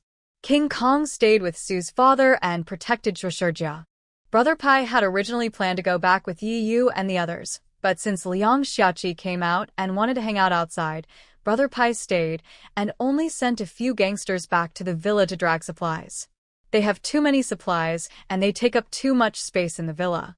Those Hunan embroidery works, art paintings, and various decorative ornaments can only be looked at but not eaten or used. It would be better to take them out and exchange them for some crystals. This time the group drove out several cars. Su Su was grabbed by her mother and got into one of them. Yi was the driver of that car. Su Su sat in the back seat with her mother. She tilted her head to look out the window. She felt that she had just been out for a short time and was being dragged back again. She seemed a little unwilling, so she struggled and said, "Mom, let's wait for Dad. Dad is still setting up a stall." "No need, Mom will go back and cook for you. Your father is protected by someone, so don't worry about him." Su's mother lowered her head and was sorting the plastic bag on her knees, turning it over and over, making a loud noise. Su Su pulled her gaze back from the car window and looked at the plastic bag on Su's mother's knees. She found that it was full of plastic wrap, rolls of it that had not been opened yet. It was obvious that it was bought in bulk from the supermarket. Mom, where did you get so much plastic wrap? I just exchanged it with someone for an old coat. Mother Sue's face was somewhat happy, as if she was holding a large bag of treasures. After searching for a while, she saw that there was no one else in the car except you who was driving, so she said to Sue, "Daughter, do you know that I just checked the price of vegetables in their trading house? The purchase price of a cabbage is 10 ordinary crystal cores. Here are 10. This is an era when vegetables are more expensive than meat." Sue raised her eyebrows and glanced at her mother's beaming face. In the end times, meat is actually not difficult to obtain. Although animals will mutate, the mutated animals are not only more difficult to kill, but the meat of some mutated animals can be eaten after being killed. As long as you overcome the psychological barriers, the meat of mutated animals is actually more nutritious than the meat of ordinary animals and contains more energy. However, meat is easy to obtain, but vegetables are hard to come by. In this era, those who can eat vegetables and rice are all the upper class in the base, because all the wood-type mutants who can promote the growth of plants are controlled by the base. Such resources will definitely be supplied to the upper class in the base first. Not only are vegetables sold at extremely high prices on the market, but there is also no market for them. So, recently we have too many cabbages at home, and even the pigs are tired of eating them. Mom thought of wrapping them in plastic wrap and pretending that Yu and his friends found them in the supermarket freezer outside, and then selling them to the trading house to earn some crystal cores. Mother Sue was thinking, there are so many vegetables at home, it is not a good idea to sell them all out. What if Lu Yin's people find out that their land is a feng shui treasure land that specializes in producing vegetables and rice? So she just needs to sell a little bit outside. That's fine, Mom. I didn't realize you had such a business mind. Don't sell too many vegetables, but you can sell as much water as you want. Anyway, I exist, I'm cool, I'm happy, and I'm high profile. Sue frowned at first, wondering if her mother's behavior might be too eye-catching. But she immediately smiled and decided not to stop her mother. Her mother herself had said that they should wrap the vegetables in plastic wrap and pretend that Yu and his friends had found them in the freezer outside. Since her mother had come up with such a good idea to earn crystal cores, Sue should not discourage her enthusiasm. The current situation is that Lu Yin can only survive for 2 or 3 years at most. This year is the first year.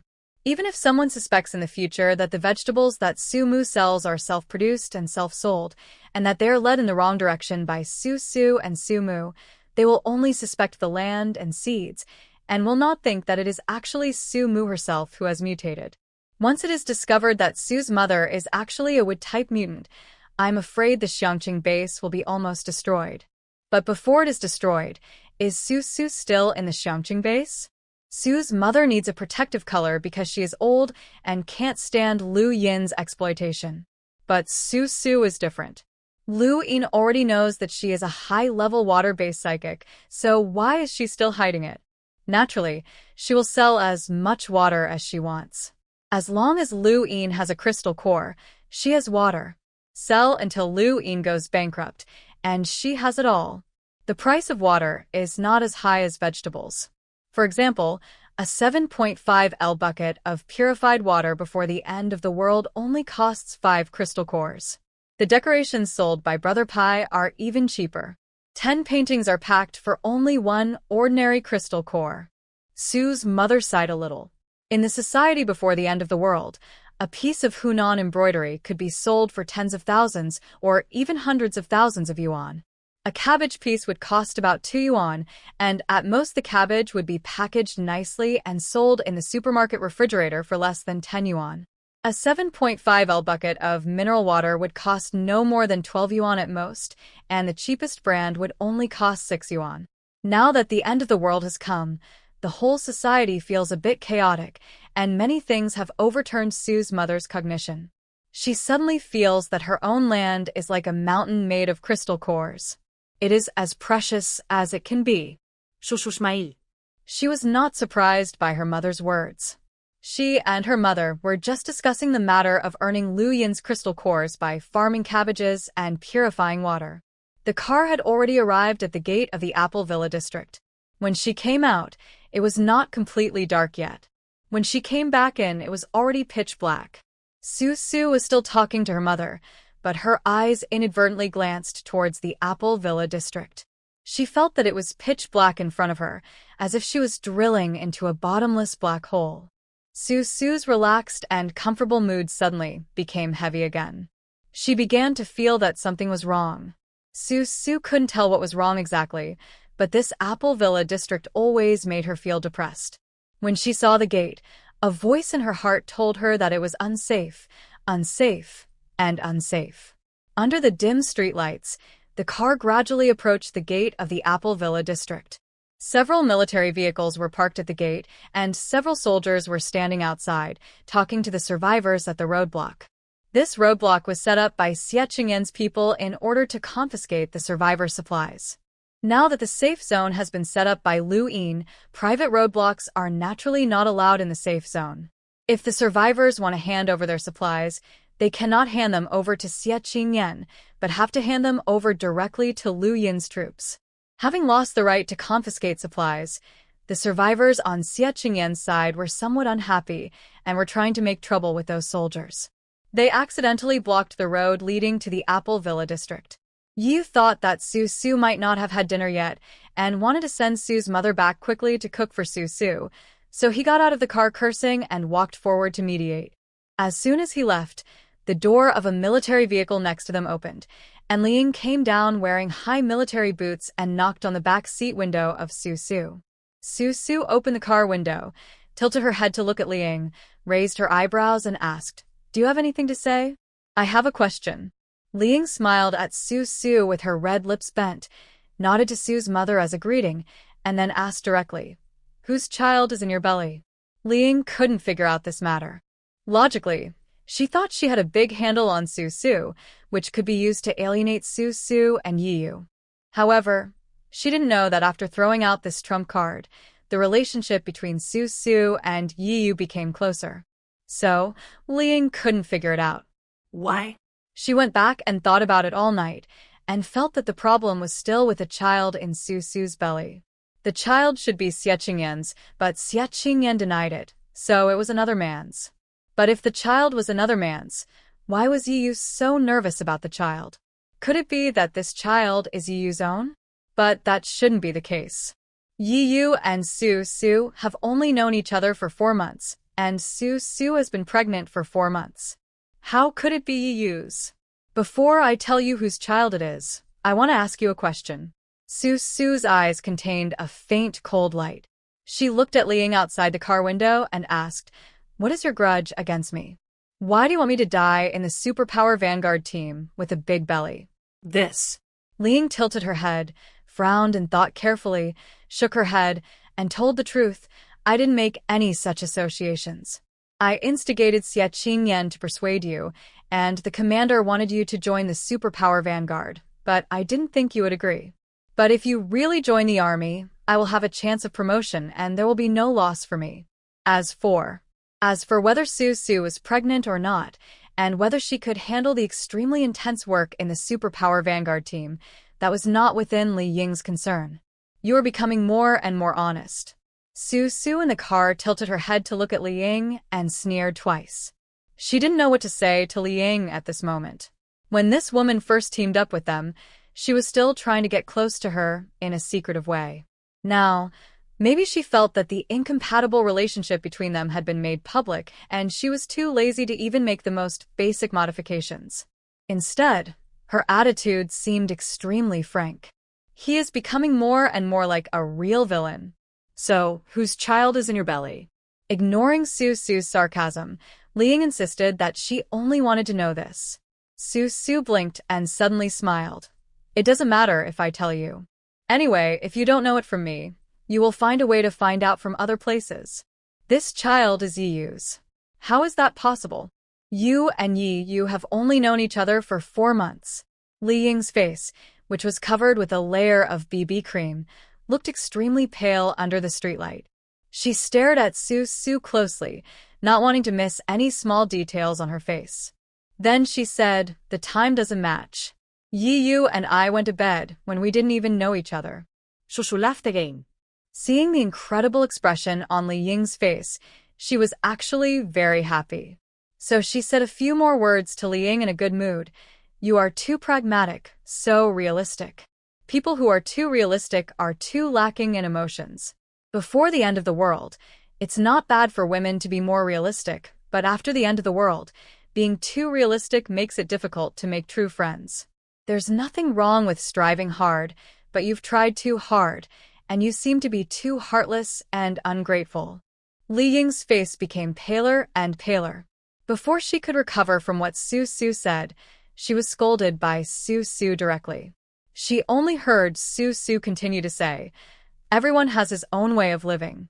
You will live a long life, but in this life, you are alone on your own path, without relatives or friends, without someone you are willing to sacrifice your life for, without someone you love so much that you want to spend your whole life trying to find out.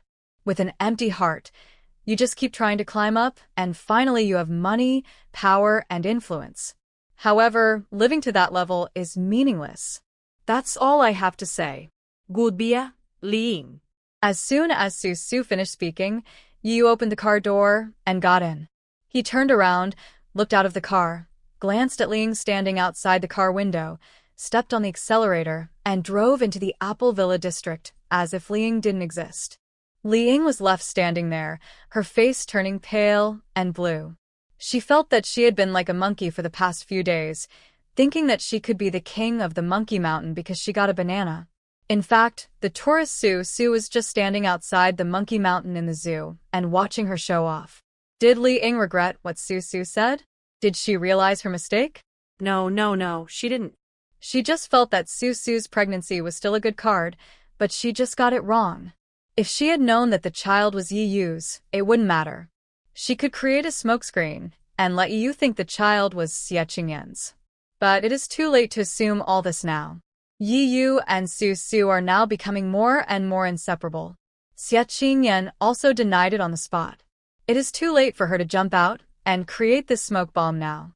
Originally, the roadblock at the entrance of the villa area should not have existed after the safe zone was established, but Xie Qingyan's group of survivors actually wanted to set up this roadblock privately, continue to collect supplies from the survivors, and live a life of getting something for nothing. These people had been enjoying themselves too much recently, so they refused to give in even when the army arrived. And ever since the fight between Yi Yu and Xie Yaoshi, two gangs of superpowers, an order was issued in the safe zone strictly prohibiting private fighting in the safe zone, so the soldiers only came to persuade them. Persuading the survivors at the gate of Apple Villa District to put down the roadblocks in a civilized way would not achieve any effect. Yi walked over with a dark face and threw a few fireballs, and the survivors quickly made way. All the way back to the Su family's villa, Su's mother came down and said to Yi Yu, who was getting out of the car kindly, Xiao Yi, Annie is going to make dinner now. You can come eat later. We are all family. Come and eat whenever you want in the future. Don't be polite. Thank you, Auntie. Okay, I'll be there in a minute. Thank you. Yi Yu closed the car door, looking like a beast in human skin, a promising young man of the motherland. He put on a smile, thanked and nodded repeatedly. It was not known whether Yi Yu had a talk with Su's father and mother, or what they talked about. Anyway, Yu had a good attitude towards Su's mother, and Su's mother also had a good attitude towards Yi Yu, and even included Yi Yu in the category of family. Originally, Su's mother was responsible for the food management of Yi Yu's team, but later, Pai Ji's team came, and Su's mother could not cook for so many people alone, so she simply ignored both sides and only gave these people water and vegetables. No matter how Yi Yu and Pai Ji's teams prepared the meals, Su's mother only needed to take care of her own fields and the food for her family of 3. After asking Yi Yu to come over for dinner later, Su's mother entered the gate and went straight to prepare dinner. Yi Yu quickly slipped to the back seat, bent down and entered the car, grabbed Su Su with both hands, and tried to help her out of the car. Oh, go away, don't help me. I'm not that fragile. Go away, go away. As soon as Su's mother left, Su Su's true colors were revealed. She waved her hand and hit Yi Yu's hand. She was annoyed by Yi Yu's attitude of treating her like tofu. She was only 4 months old, and he treated her like this. There were still 6 months left. How was she going to live like this? Okay, I won't help you. Auntie, please be gentle. Be careful when you get off the car. Don't jump. It's over. Yiyu's heart was shaking. He closed his eyes and stood a few steps away from Su, watching Su deliberately jump on the spot. The expression on his face could be described as despair. When he was sure that Su was fine, Yiyu almost knelt down in front of Su. Ancestor, can you be my ancestor? I beg you. My heart is weak, and I can't stand your fright. I said it's okay. I know what's going on. If it weren't for Xiao AI, I wouldn't be able to fly today. Su waved her hand and pointed a finger to the sky, making a flying gesture across the sky. Then she supported her waist and strode forward with her hands swinging. He was about to say something when Su suddenly stopped and stood by the wall. Under the bright moonlight, a row of mutant bushes had grown at the base of her wall. The growth of this bush is very strange. It grows around the base of the wall and does not spread to other places. When it senses someone approaching, it will automatically grow sharp thorns. Those thorns glow green in the moonlight and look particularly creepy. There were still a few shriveled insect corpses on the leaves of the bushes. The corpses looked like long earthworms, white and flat. It looked like they had accidentally touched the bushes and were pricked by the thorns. It was impossible to tell what kind of insects they were. This bush actually has such an effect? Su thought it was very useful and thought about talking to Brother Pai's people, asking them to cultivate these bushes well and to dig up these bushes and take them with them when they move to a new place in the future. When the time comes, they can plant a circle of bushes outside the house they live in to prevent theft. Be careful. There are thorns.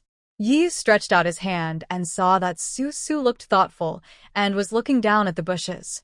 He then held Su's arm and pulled her back. His strong gesture showed that he did not want Su to take the risk. Su nodded and let Yi take a few steps back. She turned around and was held in Yiyu's arms. She frowned, thinking of something very important, and asked in a rare serious tone, Yiyu, what did you talk about in the meeting with Xia Yaosher's people yesterday? I don't know.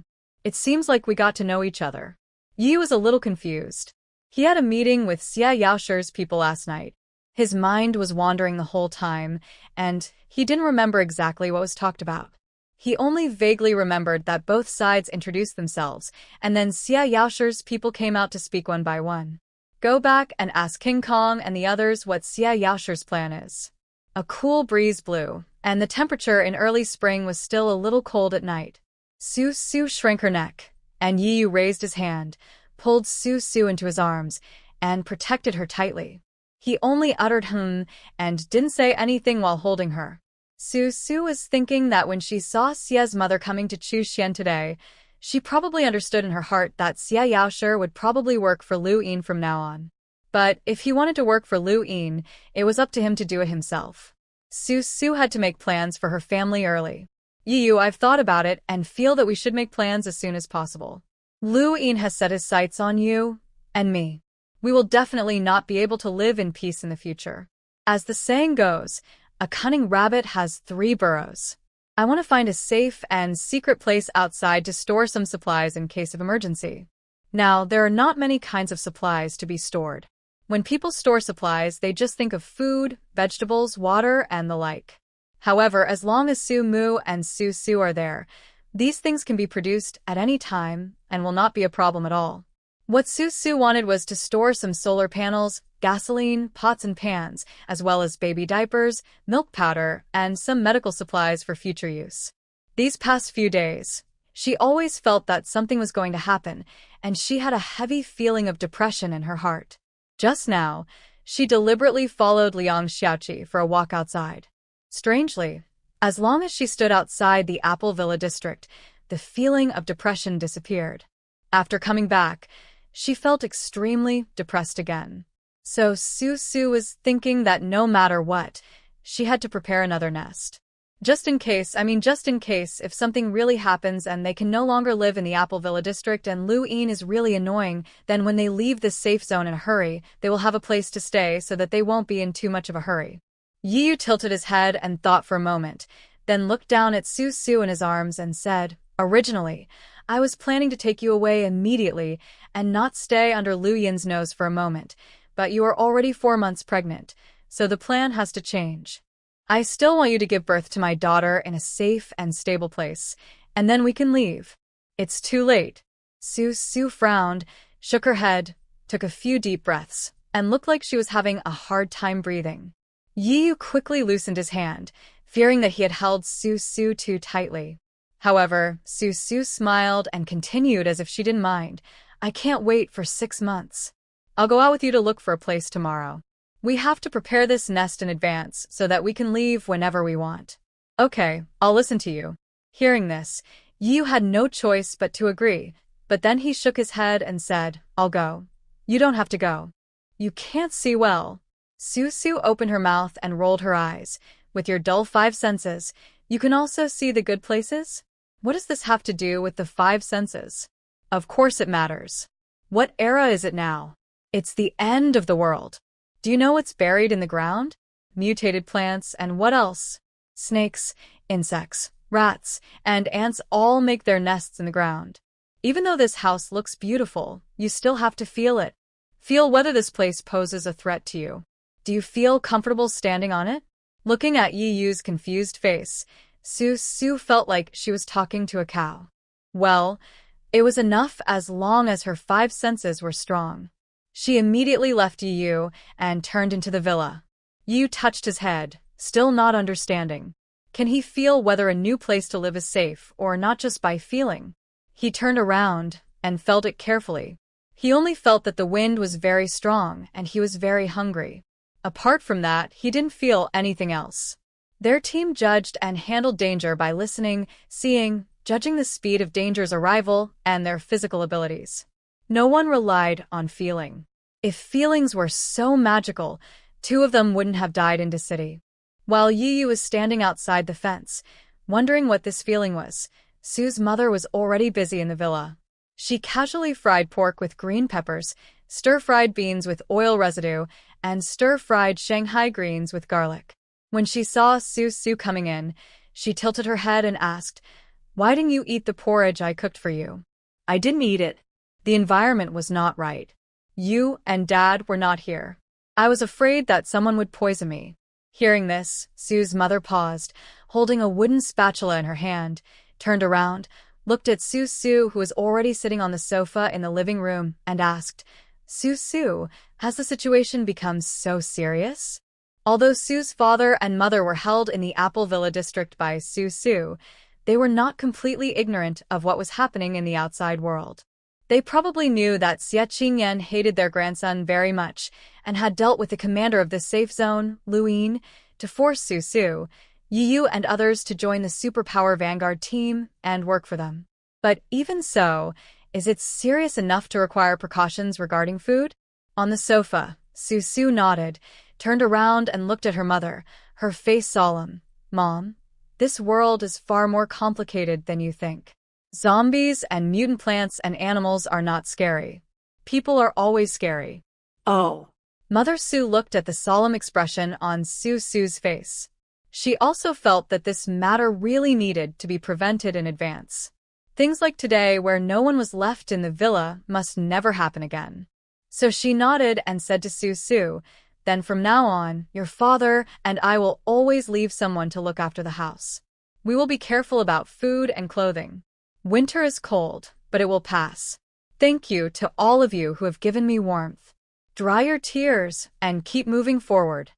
At this time, in Xie Yaosher's villa, opposite the Apple Villa district, Xie Qingyan was lying on the bed in his bedroom recuperating from his injuries, his eyes wide open, staring at the ceiling above his head, motionlessly for a long time, and suddenly sat up. He couldn't swallow this breath. The child in Su's belly was the biggest and most painful humiliation for him.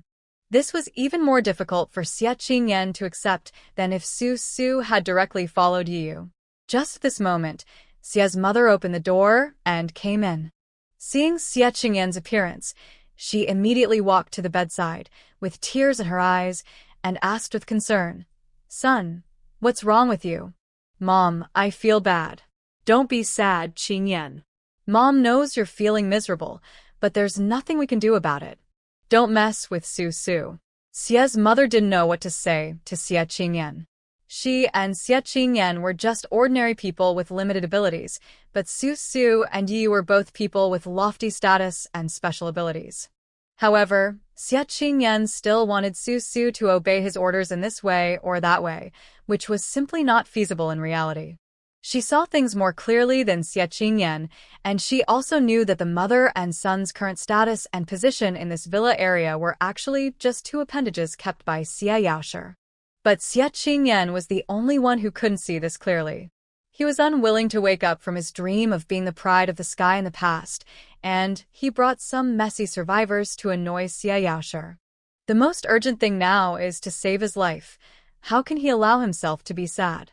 Looking at Xia Qingyan, who seemed to never grow up, Xia's mother was also anxious. She glanced at the door, lowered her voice, and said to Xia Qingyan, "Son, Mom went to see Chief Chu Xian of the safe zone today. He said that as long as I go to their side as a hostage and let your eldest brother follow their arrangements to go to the superpower vanguard team, they can protect you in the name of the army, and then you won't be afraid of Su Su and Yu coming to kill you." Really? Xia Qingyan's eyes lit up, as if he had heard the best news in recent days. He reached out and hugged his mother's neck, smiling as brightly as he did before the end of the world. "That's great, Mom. You're so kind.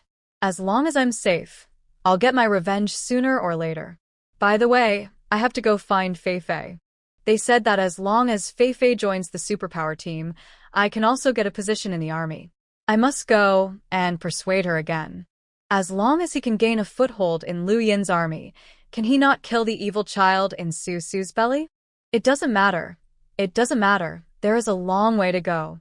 One day, Xia Qingyan will take off the green hat on his head." At this time, Xia Qingyan, who was determined to get rid of the cuckold, didn't worry at all whether his mother's behavior was right or wrong. He only knew that if Lu Yin wanted to control Xia Yaoshi, he would definitely not let Xia's mother suffer too much.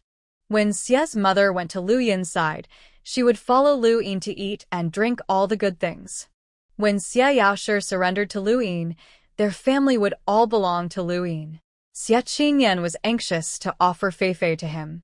In fact, he was also anxious to make contributions to his new master and achieve some results. He wanted to be valued by Lu Yin. So Xia Qingyan hurriedly got up, leaving Xia's mother sitting on the bed. She raised her hand and opened her mouth to stop Xia Qingyan. Before she could say anything, Xia Qingyan, who was covered in injuries, had already run out. Xia's mother's heart was a little tight. After all, he was her own son. Facing Xia Qingyan's eagerness for quick success and his clumsy means, she couldn't bear to blame him, nor could she bear to see him so depressed. It's just that Xia Yaoshi suffered. I'm sorry that Xia Yaoshi is a child in a safe zone. Opposite the trading house, Lv, who was sitting in a high-rise building, tapped the table with his finger. The eagle on his shoulder stood quietly. One man, one eagle, 3 eyes, looked at Li Ying and Wang Zijiao standing in front.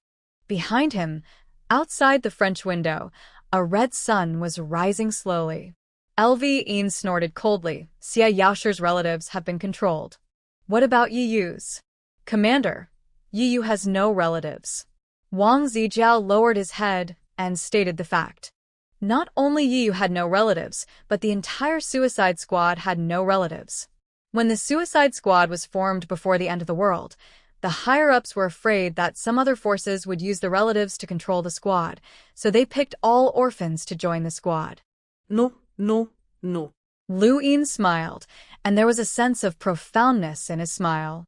The eagle on his shoulder looked at Li Ying with his eyes, and Lu Yin said, "You has no relatives, but he has a woman and a child. The child in Su Su's belly is Yiyu's." Li Ying, who was standing opposite him, had no expression on her face, but she was extremely surprised. The child in Su Su's belly was Yiyu's. She didn't tell Lu Yin that this was true, so where did Lu Yin know about it? This was indeed a powerful character. Immediately, Li Ying thought again, if Lu Yin is not powerful, how can he be the commander? She was immediately relieved, raised her head, looked at Lu Yin, and asked, "Commander, do we need to arrest Su Su? Don't you think it's a bit cruel to take a pregnant woman as a hostage?" Lu Yin looked at Li Ying. A cold light flashed in his one eye, but he was smiling. He said, "Let's wait until Su Su gives birth. It's much easier to control a baby than a high-level psychic." Lu Yin meant that Su Su was still useful. His water-based ability could easily feed the entire army, so it was a relatively risky approach for them to control Su Su. But controlling a baby is not a problem. A baby has no resistance and worries the parents all the time. Since the baby in Su Su's belly will be born in 6 months, Lu Yin will wait for 6 months.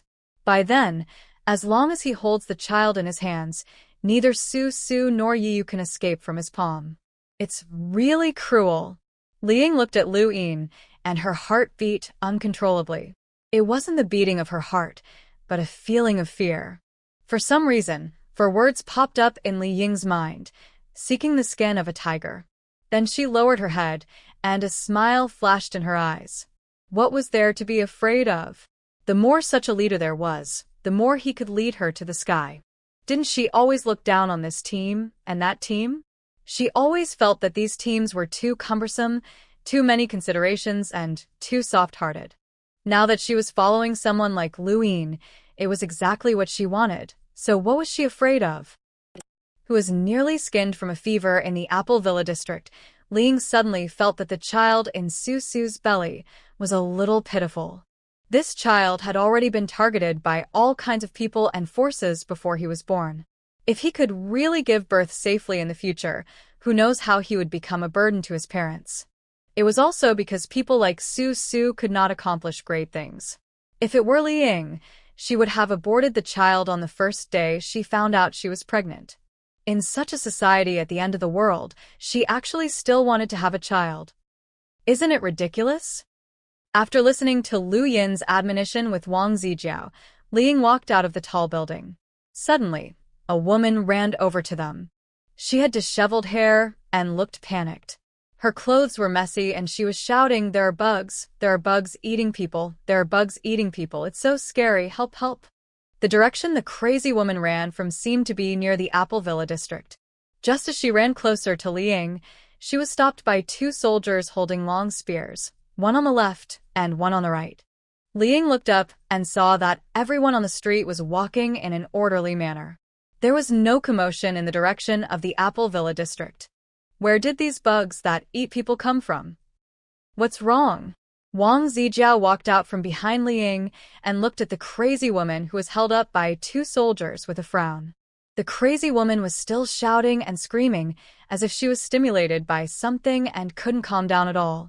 The words she shouted were somewhat illogical. So Li Ying could only turn around and say to Wang Zijiao, she seemed to say that there were bugs eating people. Bugs eat people? Wang Zijiao repeated Li Ying's words, stretched his head to look around, and didn't find any disturbance.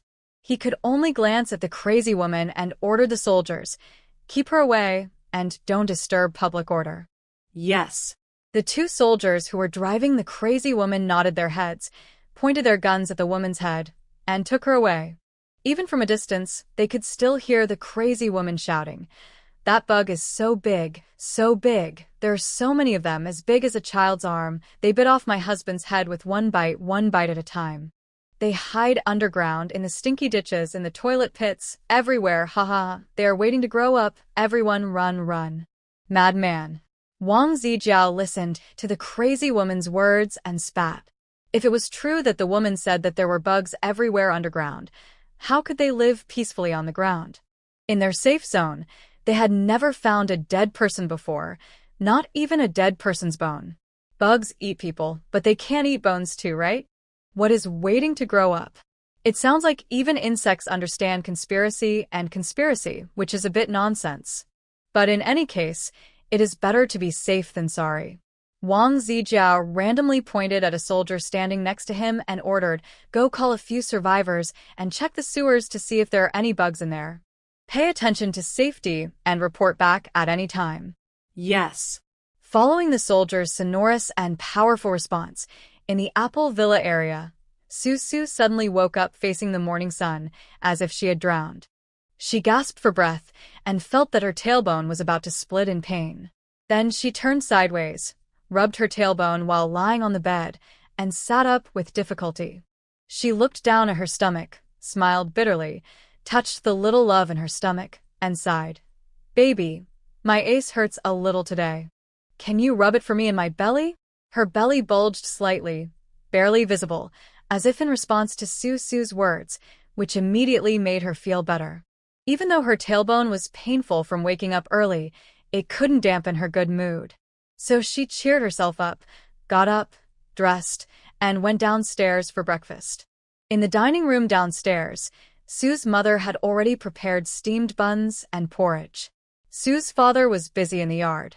Yi was sitting at the dining table and had already started eating.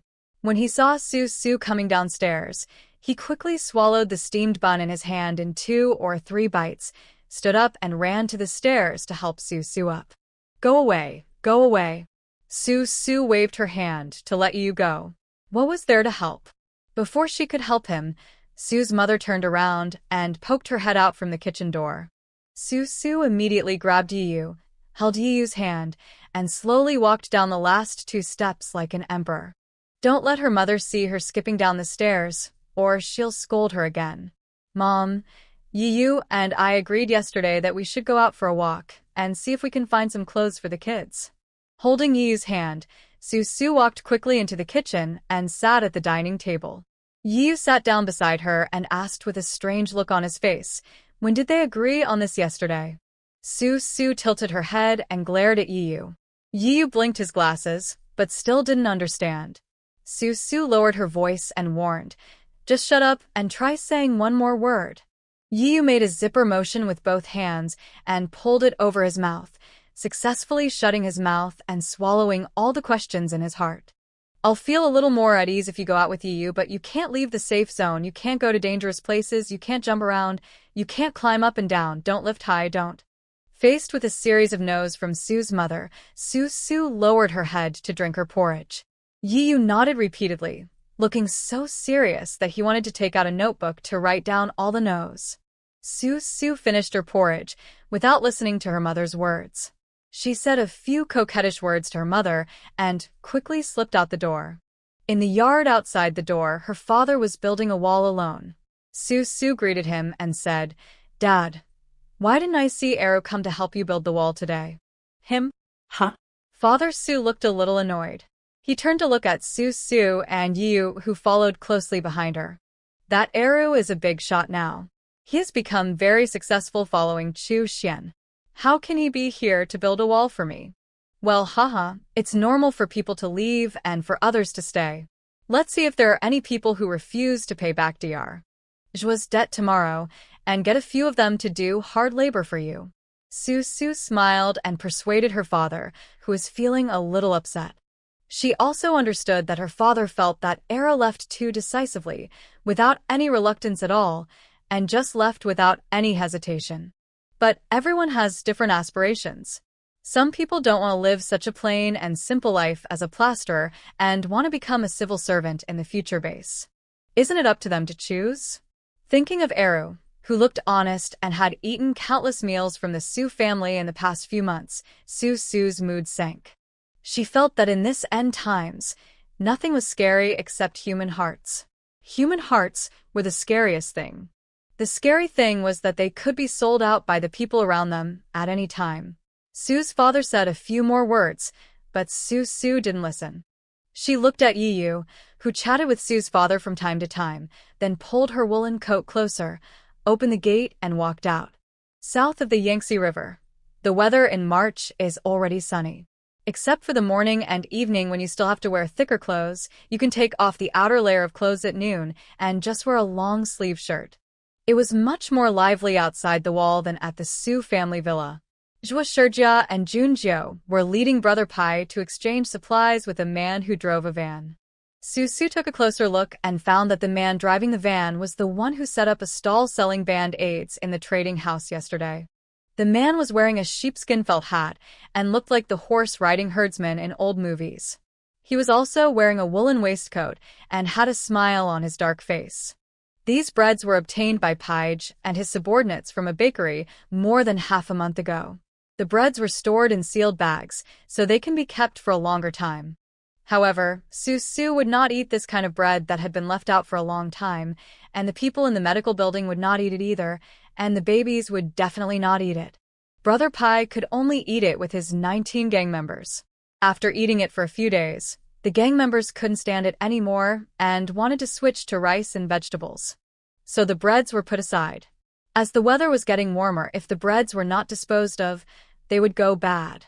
It happened that Zhuo Shijia and Junjiu discovered this man who was selling a large number of Band-Aids, so they used all the breads to exchange for a truckload of medical supplies. The van opened and medical supplies were carried out, almost covering the entire small square. Zhuo Shijia and Junjiu, along with 3 young nurses, cleaned up the area. In addition to Band-Aids, the medical supplies also included disposable injections, coagulation tubes for blood draws, large packages of unopened cotton swabs, medical tapes, and so on. There were many kinds of supplies. Wow! Where did you get so many medical supplies? The production date is December 31st, the latest one. Liang Xiaoqi held up a pack of medical cotton swabs and pointed at the date on it. She looked surprised and looked at the man in the felt hat. The man was about 30 years old, and his face was dark red. He was moving a box of bread into the van. Hearing this, he turned around and explained to Liang Xiaoqi, "Before the end of the world, I was a medical representative." Then the man took off his felt hat and walked to Zhuo Shijia with a bit of embarrassment. After a pause, he said, "Dr. Zhuo, I didn't have the face to recognize you, but I just checked and found that you have opened a hospital here." Yes. Zhuo Shijia held a large box of mercury thermometers in his hand, turned to look at the man who was talking to him, frowned, and asked, "Do you know me?" This. The man lowered his head and smiled. Seeing this, King Kong, who was not far away, put his hands on his hips and was about to step forward to drive the man away. However, Su Su stopped him with her hand, preventing King Kong from impatiently stepping forward to drive the man away. The man who said he was a medical representative before the end of the world lowered his head and said, "You don't remember me. Before the end of the world, I tripped you up because you refused to take the medical gauze in my hand." "Oh, I don't remember." Zhuo Shijia had done this more than once or twice, refusing to blindly introduce medical drugs and consumables from pharmaceutical representatives. She did this often, so she couldn't remember who this man was or what his name was. The reason why she always does such offensive things is that in the past society, there were too many unqualified medical representatives who took some non-standard medical supplies, used connections, went through the back door, and gave red envelopes to doctors. Some cheap and unqualified medical supplies were delivered to hospitals through these channels. Zhuo Shijia believes that as a doctor, her job is to cure diseases and save lives. Accepting red envelopes indiscriminately, using non-standard cheap medical supplies, and covering up for medical representatives are serious blasphemy to the profession of doctor. She will naturally report such things every time she sees them and refuse them every time she encounters them. It's okay if you don't remember me. I'm too embarrassed to ask you to remember me." A pleading look appeared on the man's face. He suddenly bent down, picked up a bag of cotton wool on the ground, stuffed it into Zhuo Shijia's arms, and said hurriedly, "Dr. Zhuo, my medical supplies are really good quality. Please take a look. I have a lot of them, a truckload of them. I can send them all to your hospital." This. Zhuo Shijia took 2 steps back and took the large bag of cotton wool that the man stuffed in. She looked at the packaging of the cotton wool, which was very tight and regular. Through the transparent sterile packaging bag, she saw that the quality of the cotton wool was also good. So just as she was about to talk to the man, she heard the man say again, "It's like this, Dr. Zhuo. I've known your medical skills well before the end of the world. I'm going to give you all the medical supplies I have. No food or drink. I just hope you can accept my wife. My wife is about to give birth. I don't want her to have any accidents. She's the only relative I have left." As he was talking, the medical representative actually wanted to kneel down to Zhuo Shijia with a hint of tears on his face. Zhuo Shijia quickly stepped back and turned sideways, refusing to accept the man's kneeling. He glanced at Su Su and asked her what to do with his eyes. "Just answer it. If you are sure, then answer it." Su Su nodded, and absolutely supported Zhuo Shijia to familiarize himself with his delivery skills before delivering Xiao AI. Although Zhuo Shijia was known as a master of obstetrics and gynecology, there was a saying that went, "Diligence makes perfect and laziness makes waste." If Su Su didn't deliver a baby for a long time, she was afraid that Zhuo Shijia's skills would become unfamiliar. Behind Su Su, King Kong immediately raised his hands and encouraged Zhuo Shijia, saying, "Dr. Zhuo, I believe in you. You are the best doctor." Then, Junji's expression paused, and he looked at Li Xia, a big man like an ice cube, who was holding Lao Ganma out to bask in the sun not far away. He no longer bothered with King Kong, but put all his attention on Li Xia. Lao Ganma was still wearing the black Taoist robe-like jacket, with a cloth wrapped around her head and a string of black Buddhist beads in her hand. She let Li Xia support her as she walked slowly around the small square. Behind them, Brother Pai was moving some large furniture to the city SUV. Seeing that Zhuo Shijia had already talked to the medical representative about admitting women in labor, Su Su turned around and walked towards another city SUV. "Su Su, where are you going?" Yi Yu hurriedly followed. Seeing that Su Su had already opened the car door and sat in the driver's seat, he quickly got into the passenger seat and said to Su Su, "Your mother told you not to drive." She glanced at Yi Yu and asked, "Then do you know where we are going now?" Yi Yu shook his head seriously. Seeing that Su Su was determined to drive out, he said helplessly, "Okay, where are you going?" "I'll drive and you sit in the passenger seat." "Good." Su Su, who was sitting in the driver's seat, gave him a curved smile, got out of the car and exchanged seats with Yi Yu. After Brother Pai loaded 3 off-road vehicles with large items of supplies, she stretched her hand out of the window and said hello to Brother Pai. Yi Yu then stepped on the accelerator and drove out first. "Go west. Keep going west." Su Su pointed in a direction completely opposite to the trading house. Yi Yu, fully armed and sitting upright, turned his head to look at Su Su, frowned and said, "Are you not going to buy my girls' clothes? The trading house is not here." "I know. Go west and leave the safe zone." "Your mother said she won't let you leave the safe zone. Do you listen to my mother or me?" "Your mother said that you are pregnant and she can't listen to you on everything." "Then let me get off the bus and I'll walk there by myself." Su Su was a little angry. She had known Yi Yu for such a long time, but this was the first time she saw Yi Yu being so submissive. Not knowing what kind of person he was in the past, she thought that Yi Yu was a mama's boy who would always answer questions like your mother says about everything. Thinking back to the past, when Yi Yu didn't know she was pregnant, how did he treat her? He wanted to follow her everywhere, but now that he knew she was pregnant, he became timid and nagging. The difference between before and after was too hard for Su Su to accept. Glancing at the angry look on Su Su's face, Yi Yu was in a very good mood. He stepped on the accelerator gently, trying to drive the car steadily. He held the steering wheel with one hand and touched Su Su's head soothingly with the other hand, coaxing, "Don't be angry, don't be angry. A smile makes you look 10 years younger. It's unrealistic to walk. Brother will accompany you. Smile, smile." As he said that, his big hand moved down and touched Su Su's belly. Looking at Yi Yu's expression, it seemed that he had comforted the older one and was now comforting the younger one, working hard to make the mother and daughter happy. He gently touched the hard belly and made childish sounds. "Oh, Mom is angry, don't be angry. Don't be angry."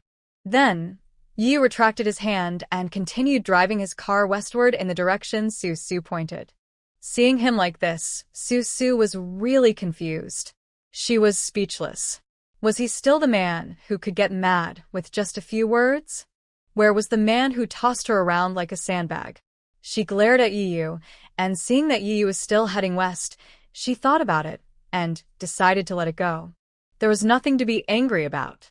She was afraid that she would have to spend a long time in the future struggling with this man because of Xiao AI. If she started to get angry over trivial matters now, how would she get through the long days in the future? The Apple Villa district is originally located in the suburbs of Xiangqing. The further west you go, the more desolate the scenery becomes. There are more trees and fewer people. Not far away, you can see a toll station that leads to the highway. The highway toll station is now guarded by soldiers. Near the toll station, you can see many ordinary survivors working hard. Some are digging the ground, some are carrying rolls of barbed wire, and some are walking around carrying 2 loads of soil. The main road that Su and his companions were walking on was also blocked by roadblocks. The soldiers built a long row of mobile cabins behind the roadblocks. Soldiers with guns walked back and forth on the cabins, looking into the distance from above, watching for any zombies moving over. Living in the wild is not as simple as one might think. Su had been running around in the apocalypse for 12 years and knew very well what a horrible situation the world outside the human base was like. Apart from anything else, the endless stream of mutated animals and plants were simply dazzling. Otherwise, why do humans choose to build safe zones in cities? Because in cities, there are only zombies to deal with, but in the wild, there are mutated plants and animals everywhere. Su originally thought about going east of the city to take a look, but now there are zombies everywhere outside the safe zone, and a little delay will take a day or 2. She just told her mother that she was going to the trading house to take a look, and she didn't tell her the truth. Besides, the direction of Liu Yin's power development is also to counterattack in the city. If she finally set up a nest outside the safe zone, it won't be long before the area near the nest is occupied by Liu Yin and included in the safe zone. What's the point?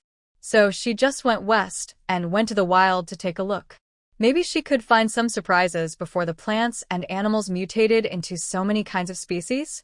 When Yu drove out, he stopped behind a roadblock, and Brother Pai followed with a convoy of 10 vehicles. It didn't take much effort for this group of people to leave the city from the west. The soldiers behind the barrier just registered their number and the vehicles in the convoy and let them pass. Xiangqing was originally built on a relatively flat area, so after driving a long distance from the west, there are no mountains or rivers blocking the way. Except for some half-built buildings by developers, the rest of the road is flat land that has been cleared for building houses. They killed a few zombies wandering on the road, and after driving a little further, they saw small 2-story buildings in groups of 3 or 4. There were also several fields near the buildings. This was the range. Even in a provincial capital like Xiangqing, there was a difference between rural and urban areas. What Su saw now were the small country villas built by farmers in the countryside. Yu, what do you say? We should move the hospital and my parents here? The car was moving forward. Su leaned against the car window, watching the 2-story villas passing by. She couldn't help but show a longing expression on her face and continued, "There are houses here and fields that have long been cultivated. My mother can cultivate her land however she wants. Let my father build a wall and be more careful and diligent in cleaning out those mutant plants and animals. I think this is good. Go a little further ahead and take a few small roads. There is a manor. If you plan to move here, you might as well live in that manor." While driving, Yi looked around as if he was afraid that someone was eavesdropping on what he was going to say next.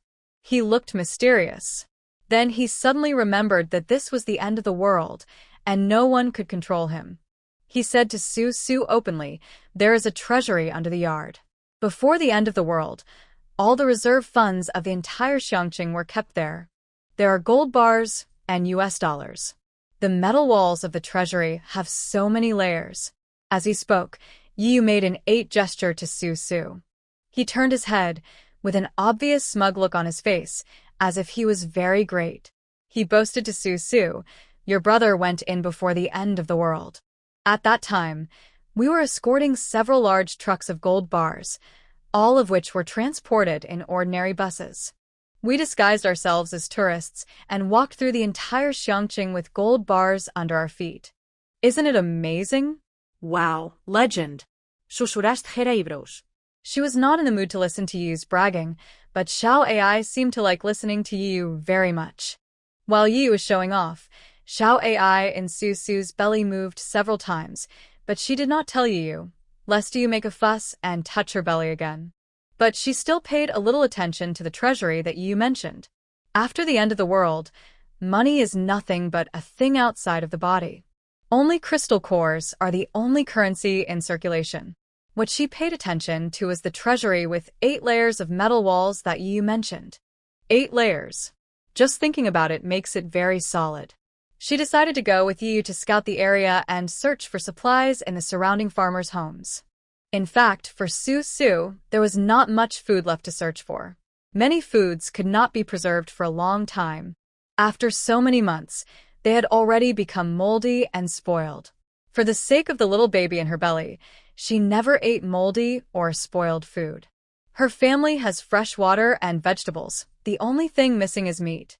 This time, Su plans to find a home and bring back some mutant meat. The frozen meat worth several $1,000s that she stockpiled before the end of the world is almost finished. Brother Pai and the others followed her out with the same idea, and also to see if there are any small clinics in the countryside. The convoy drove for about 40 minutes. In the empty landscape, small country villas became denser and denser. At the same time, there were many more zombies. Yi slowed down the car, burned the zombies casually, and explained to Su, "This is the village. It's called Bafong Village. The manor is called Bafong Villa. It was built in imitation of the mansions of the princes of the Qing dynasty. It usually receives some tourists. There is also a VIP area that is reserved by some rich people for a long time. Ordinary tourists can't enter." After burning all the zombies, Yu got out of the car, walked around the front of the car, and went to Su's passenger door and opened it. Su unbuckled her seatbelt, held Yu's hand, and walked out. Yu laughed and said, "But that's all superficial. The truth is underground. Only a very small number of people in Xiangqing know it." "Then tell me, will Louis know?" Su walked forward and looked around. The cement road leading into the village was very flat and wide. Besides small country villas, there were rice fields on both sides of the road. There were bunches of yellow grass in the fields. The wind blew gently, bringing with it the scent of trees. It was very gentle and comfortable. From some of the villas, the howling of zombies could be heard faintly. There were no cries for help from humans. It had been several months since the apocalypse, and there were survivors who had gone to the safe zone in Xiangqing. Yi let out a scornful sound, supporting Su as they walked forward as if taking a walk. At the same time, he said he is either in the highest position in the province, or he is lowly like us. For someone like Lu Yin, even if he knows where the treasury is, he won't know how to get in. "Okay, this place is good. I like it." Su took a step forward and watched Brother Pai and the others park the car, took out the zombie crystal core and handed it to Yu, then walked onto the path, crossed the barren rice field, and prepared to pry open the nearest country villa. There were zombies howling in the villa, so Su stood there and waited. Yu followed her and held out his hand to support her. There were few zombies in this place, and people like Brother Pai had been in the apocalypse for a long time, so it was more than enough for them to deal with this number of zombies. After a while, Brother Pai and others cleared out the zombies in the building and rummaged through the drawers and found several large bags of millet, some bacon, and a few bottles of mineral water. Su glanced at them casually and was not very interested in these things. She looked at the road leading to the village and instructed Yu, "Go in and see if there are any chickens, ducks, fish, pigs, etc. that are still alive. Kill a few and stew them for us to eat." "Can I eat it?" Yu had some hesitation on his face. To be honest, he and his group of meat-loving brothers had eaten a lot of mutated chicken, duck, fish, pork, etc., and they hadn't gotten sick. But giving the meat to Su was a bit risky. Yu didn't dare to give it to Su, for fear that his girl would get sick. "It's okay, I've eaten it before, it's really delicious, and it didn't poison me to death." Su instigated Yu. Mutated animals are also divided into different levels according to their ferocity and abilities. They are just some mutated ordinary chickens, ducks, fish, and pigs. Apart from being difficult to kill, their meat is not poisonous at all and can replenish the energy of the psychic. Of course, as long as high-level mutant animals are killed and handled properly, there is nothing that cannot be eaten. In fact, it won't be long before the researchers on Lu Yin's side come to a conclusion about which mutated animals can be eaten and which mutated animals need to be observed and studied.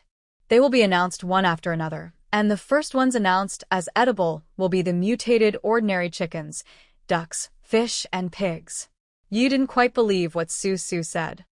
He didn't want to take the risk of looking for those mutated chickens, ducks, fish, and pigs, so he stood still and hesitantly advised, "Don't we have a pig at home? If you want to eat fresh meat, I'll kill the pig when we get back. Don't worry." "Oh, Don't look at me like that. I'll go look for a live one." Yiyu originally thought that he would never listen to Su. Why would a pregnant woman eat mutant meat? He couldn't spoil her like this. But after Su looked at him with such grievance, Yiyu softened his heart and immediately turned around and left, working tirelessly to look for those mutant chickens, ducks, fish, and pigs.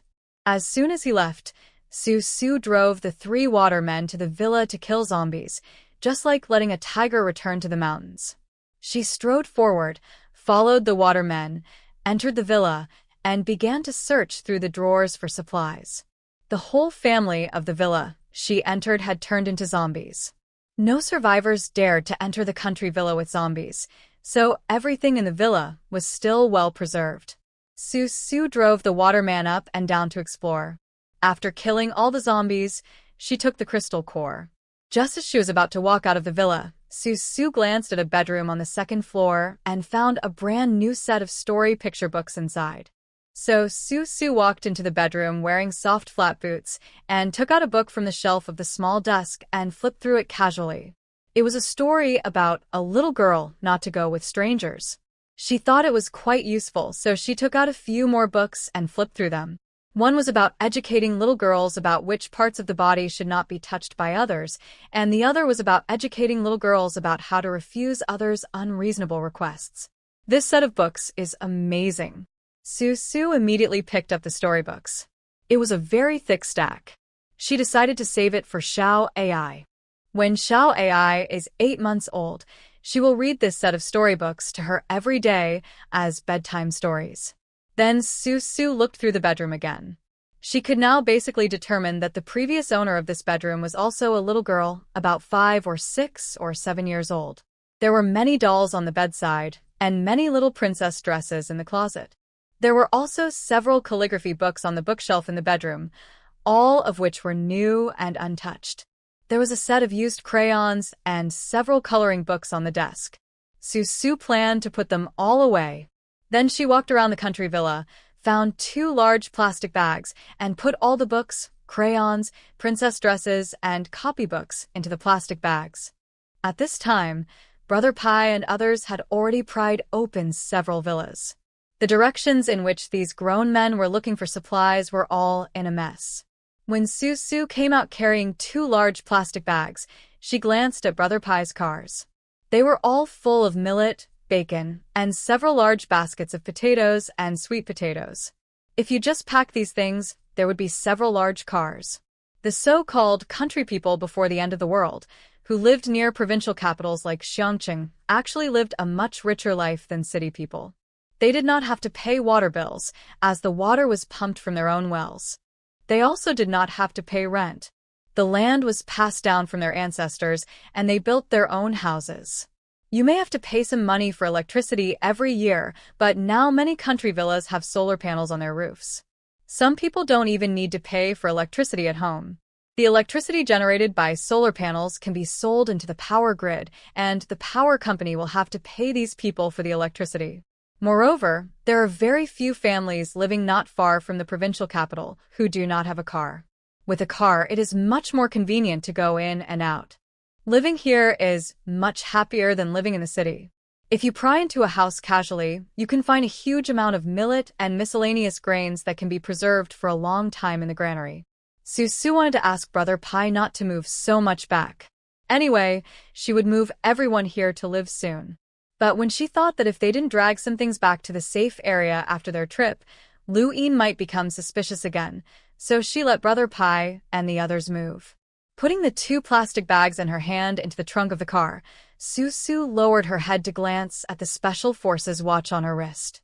In just a moment, she had been busy for an hour, but Yiyu had not come back yet.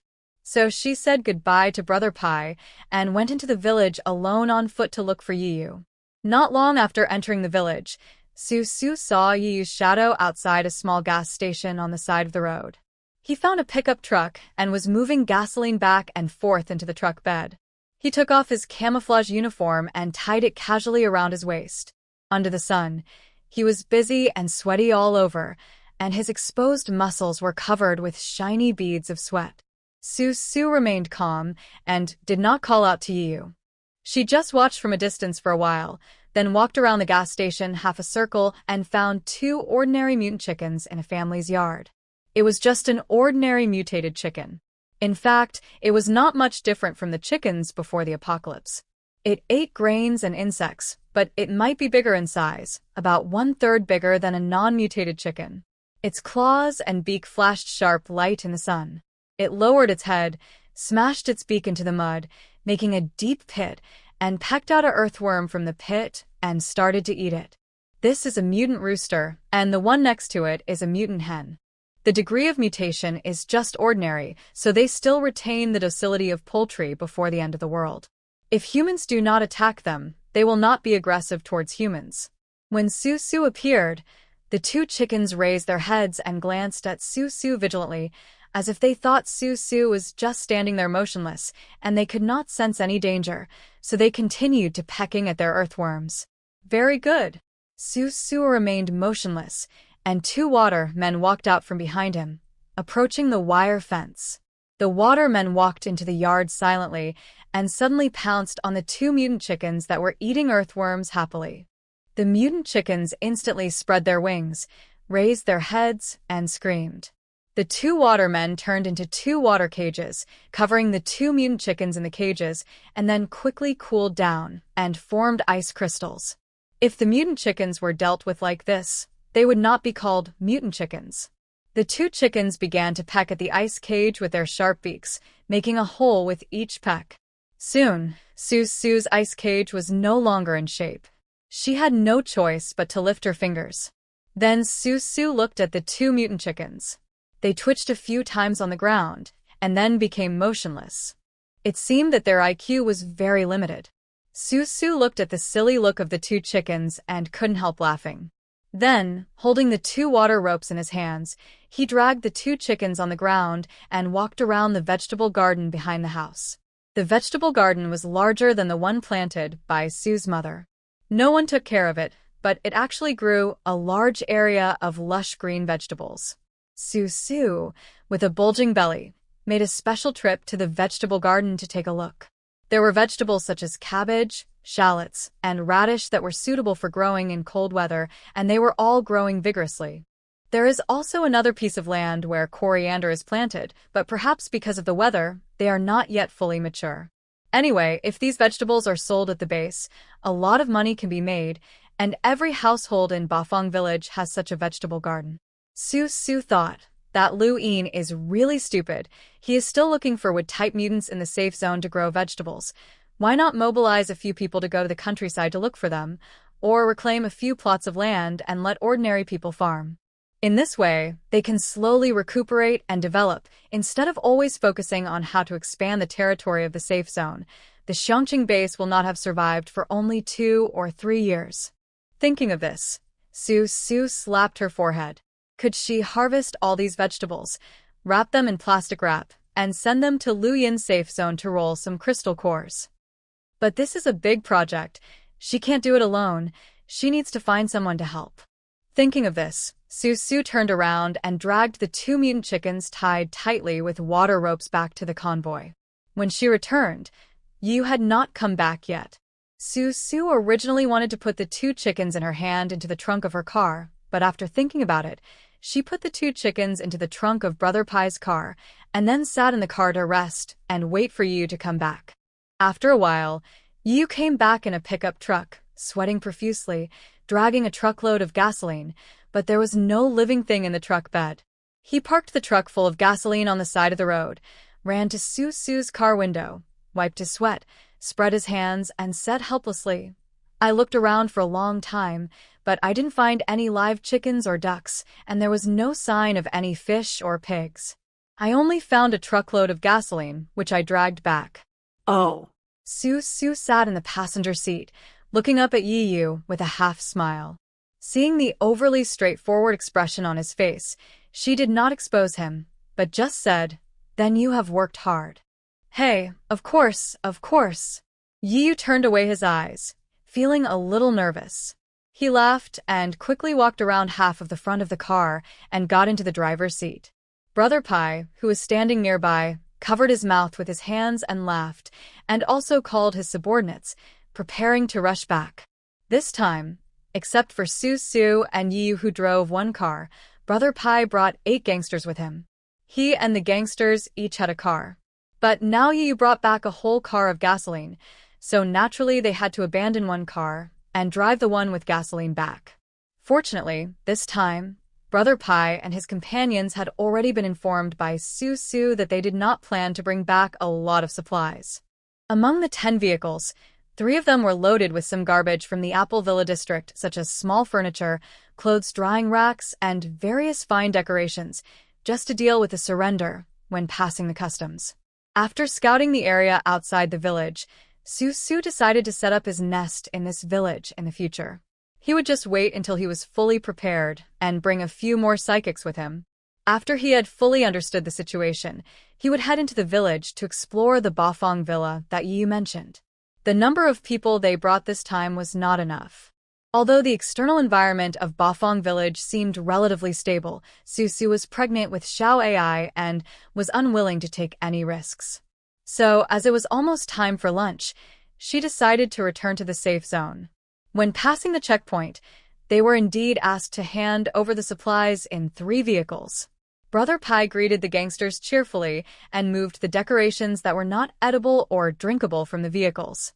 The soldiers' faces turned green when they saw the confiscated supplies, but they couldn't say anything because of the regulations, so Su Su and others were very happy. The next step is to get off the car and have your temperature taken. You also have to do some identification questions, just like testing color blindness. You are given several pictures and asked the survivors who want to enter the safe zone to identify them. This is to test whether the survivors' reactions are normal. There are more and more rules in this safe zone. Will it ever end? Seeing the medic in front of him holding a few pictures for him to identify, Yiyu became very annoyed. He had been a thorn in the side before the end of the world, and he had a particularly strong opinion about Lu Yin. He was still hesitating to enter the safe zone, so his temper flared up. Brother Pai and the others were naturally not easy to deal with. They echoed Yiyu and kept making trouble one after another. Su Su, who was at the front of the line, cooperated and took her temperature. While identifying the card the medic brought over, she turned around and looked at the group of people behind her. She sighed, "You have to get used to it.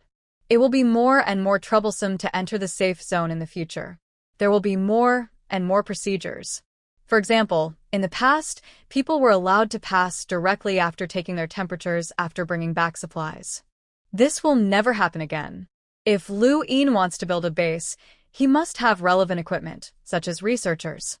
He also needs a few experts who specialize in studying this doomsday.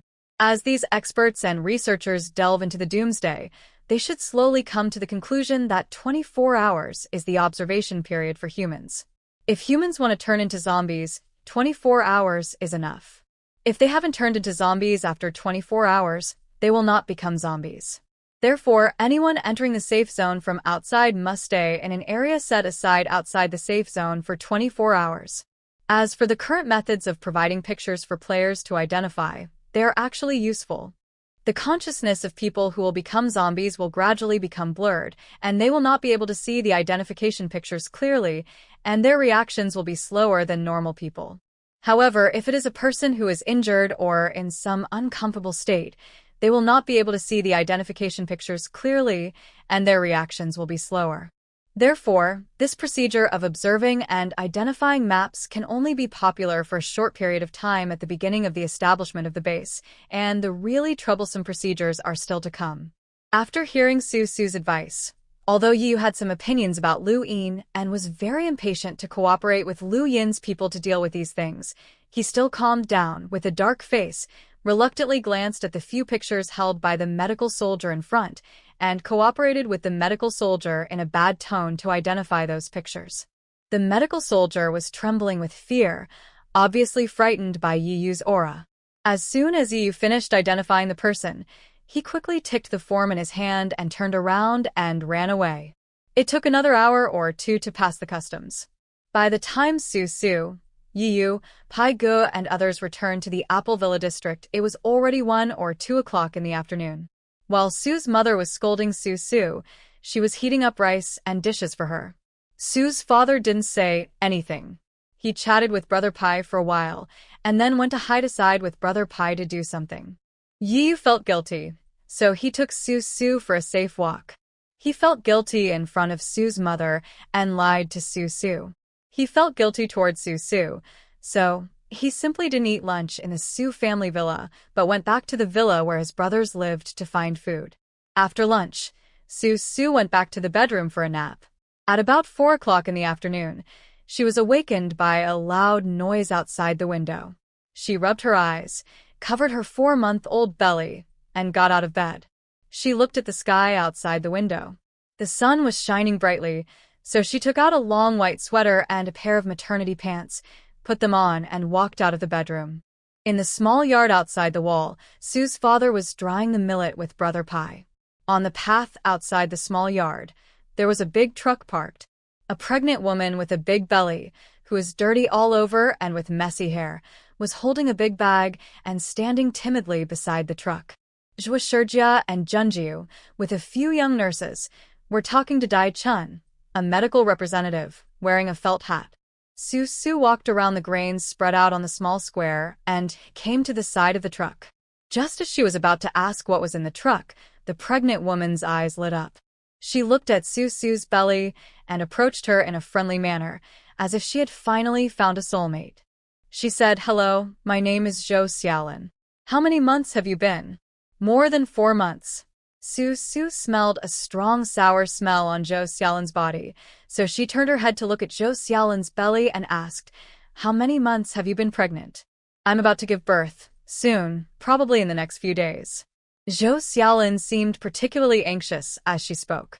She frowned, touched her big belly, and said with emotion, "In this world, I don't know how to give birth to this child, and after giving birth, I don't know how to raise it." Then Zhou Xiaolin turned around and looked at the surrounding environment, her face full of envy, and said, "Your place is really good, everything is good. You must have no worries about food and drink." "It's okay. It's passable." Su looked at Zhou Xiaolin, who seemed to be considering staying. She didn't say anything, just casually responded to Zhou Xiaolin, then turned and went to Li Xiyu's villa. Because Brother Pai and others were asked by Su to organize their supplies, many things were laid out and left in the sun to dry. Some supplies that Su specifically asked them to find for her were piled in Li Xiyu's yard, such as the loom bought from the Hunan embroidery shop. This loom was originally displayed as a work of art in the Hunan embroidery shop. There were several looms on display. With the development of human history, the oldest and newest looms were placed on the display stand. However, due to the limited space in Pigo's car, he only moved a few small looms. Su looked at the looms in Li Xiyu's yard, but didn't know what kind of cloth to use. She was completely uninterested in this. Besides, her mother probably wouldn't be able to use such an ancient weaving tool. Su felt that she had thought too simply about the idea of taking Li Xiaoyu's cocoons and weaving cloth for Xiao Ai. She couldn't even understand the complex structure, and she was still weaving cloth? Su stood beside one of the wooden looms and shook the frame on it out of boredom. The loom also made a creaking sound out of boredom. It was obvious that this thing was something that only high-tech talents would use, and no one knew how the various parts worked. Su studied it for a while with little interest, and then felt that her IQ was not suitable for fiddling with this thing, so she put the loom aside, turned around, and went into the villa to look at Li Xiyu. Unlike last time, this time, she sat next to Li Xiaoyu's cocoon and closed her eyes deliberately to feel the energy around Li Xiyu. It's a bit like the wood type, but it's definitely a secondary mutated wood type. The secondary mutated abilities are more elusive, unlike the 5 elements abilities, which are just gold, wood, water, fire, and earth. After sitting with Li Xiyu for a while, Su walked out of the villa. The sky had gradually darkened. Brother Pai and Su's father were busy harvesting the millet in Zhaoping.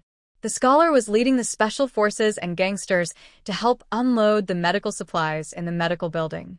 They were unloading the medical supplies in the truck driven by Dai Chun. She looked around casually and didn't see Yu or King Kong among the people helping to unload the goods. She felt a little strange, so she grabbed a special forces soldier and asked, "Where did Yi Ba Pai go?" "He just came back at noon. He ate a few bites of food and then dragged people out with King Kong and the others. He said he was going to get some frozen meat. The road to the freezer is a bit far, so he might not be back until tomorrow morning." After the special forces soldier finished speaking, he carried a box of medical supplies to the medical building. When Su heard this, she stood there in a daze for a moment. She didn't know what emotion she was feeling, and there was a sour-sweet taste in her mouth. She had just been clamoring to eat mutant meat during the day, but Yu didn't agree at the time. He came back and led a team to search the frozen warehouse. Wasn't he going out just because she wanted to eat meat? Yu wouldn't do such a thoughtful thing. Su rubbed her swollen heart unconsciously and went back to her kitchen to eat. After a while, her father came back with the grain harvested, holding a blueprint in his hand, thinking about how to make a pestle and container for pounding rice. Her mother muttered to herself, and Su was thinking about Yu going out to look for meat, and she didn't have the heart to listen to her mother's nagging. The family of four sat at the kitchen table and began to eat. It was already dark, and the Su family had not finished half of their meal when a shrill female scream suddenly rang out in this world. Then, outside the wall of the Su family, voices began to rise. The atmosphere suddenly changed, and even the air became tense and chaotic. Su quickly put down the bowl in her hand, hurried into the living room, went to the entrance to change shoes, took Yu's 2 knives, and walked out of the wall. She took a quick look. The lights in the medical building were bright, and there were many people. Doctors and nurses were busy coming in and out. Women screamed one after another. Brother Pai and the special forces ran out of the nearby villas. Su's mother also ran up quickly and told Su, who was standing there, "Go back and take good care of yourself. Finish your meal. The new Zhou Xiaolin is about to give birth. Don't scare you." Ah? She's about to give birth? Su was a little surprised. Looking at Dai Chun walking back and forth nervously outside the yard, she thought that it was no wonder that this man was so anxious to kneel down to Zhou Shijia in the morning. It seemed that Zhou Xiaolin was about to give birth, and he had to kneel down. The screams of pain echoed in the night sky. The special forces and gangsters standing outside the medical building all looked scared, as if they knew for the first time that giving birth to a child could be so painful for a woman. The screams were so miserable that it was heartbreaking. It's no wonder that these grown men are making a fuss. Before the end of the world, women gave birth in delivery rooms.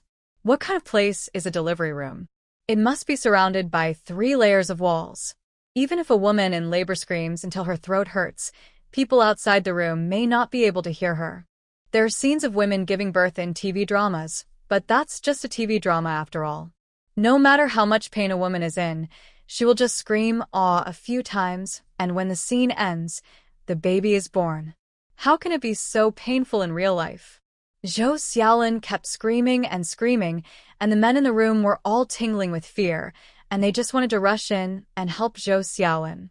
Su stood there and took a breath, calmed her breathing, touched the little baby fluttering in her belly, and amid Zhou Xiaolin's cries of pain, turned around and walked back to her villa, finished her meal in silence, and took a walk in the yard in silence.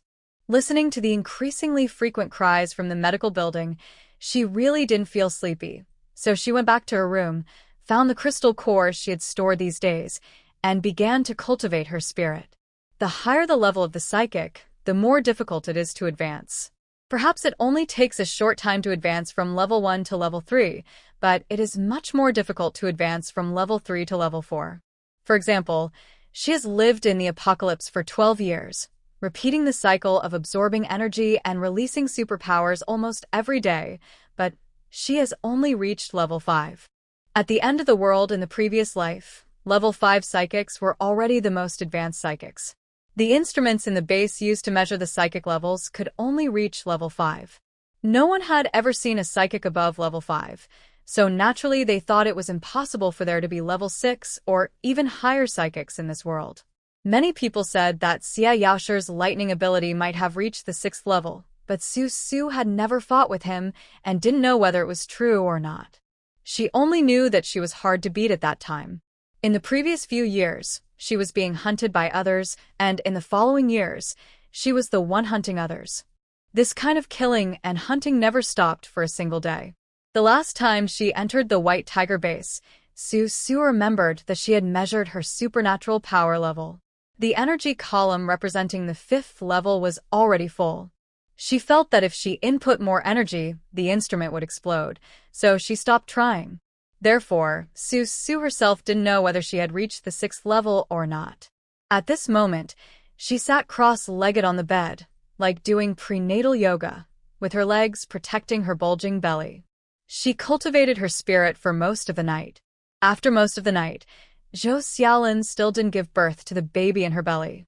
Everyone was anxious.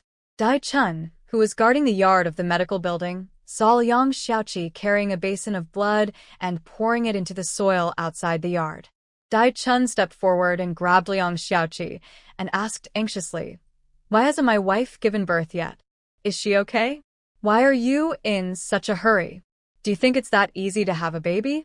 Liang Xiaoqi shook off Dai Chun's hand as if nothing had happened and went back in with the basin. Dai Chun was dumbfounded. She had been shouting like that, but it wasn't over yet. She had to wait until the second half of the night. How could this woman be tortured to give birth?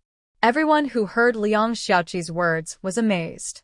No one noticed that on the muddy ground where Liang Xiaoqi had just splashed blood, a bunch of white maggots suddenly emerged. They were not very big, about the size of earthworms, not very eye-catching with scarlet mouthparts, and were about to go to the medical building where the bloody smell was the strongest. Not far away, 2 mutant chickens, one male and one female, came out, clucking, and ate the mutant maggots rolling on the ground. Yesterday at noon, just after Brother Pai unloaded the grain, he was pulled aside by Su's father to talk, and he didn't have time to ask Su what to do with the 2 big chickens in his trunk. Later, when there were a lot of things to do, he completely forgot about this matter. Until now, no one knows how these 2 mutant chickens escaped from Brother Pai's trunk, and they didn't cause any trouble.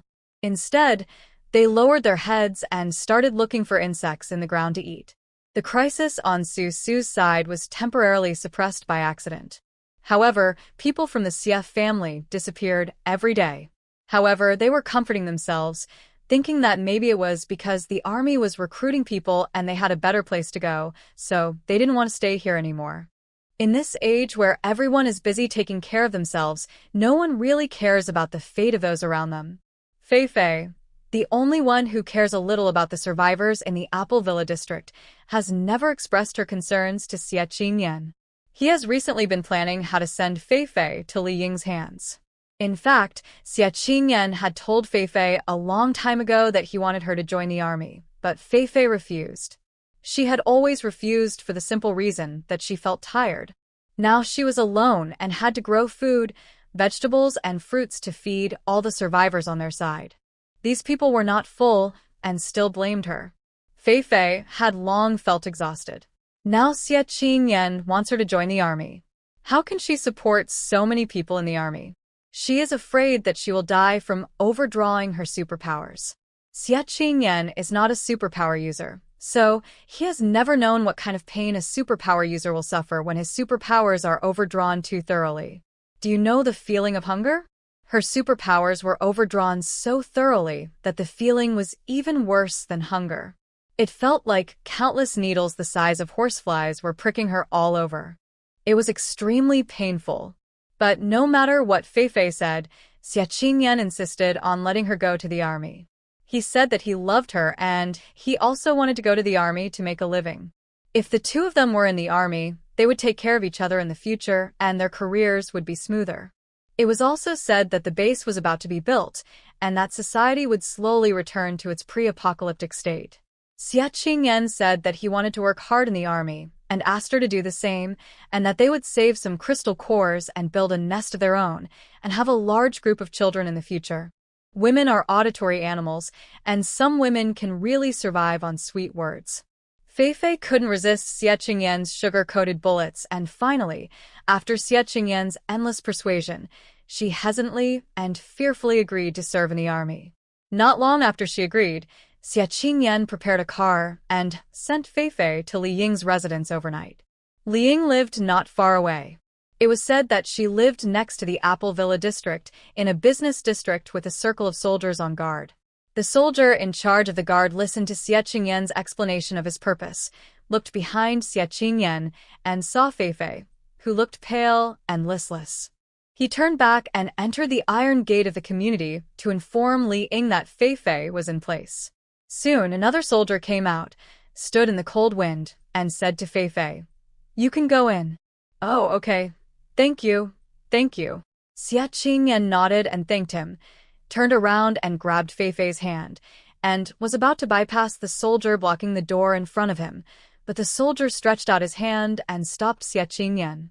The soldier's expression was a little contemptuous, looking down at Xie Qingyan, and said in a stiff tone, "Team leader, Li only said to let Miss Feifei in, and didn't say to let anyone else in." But.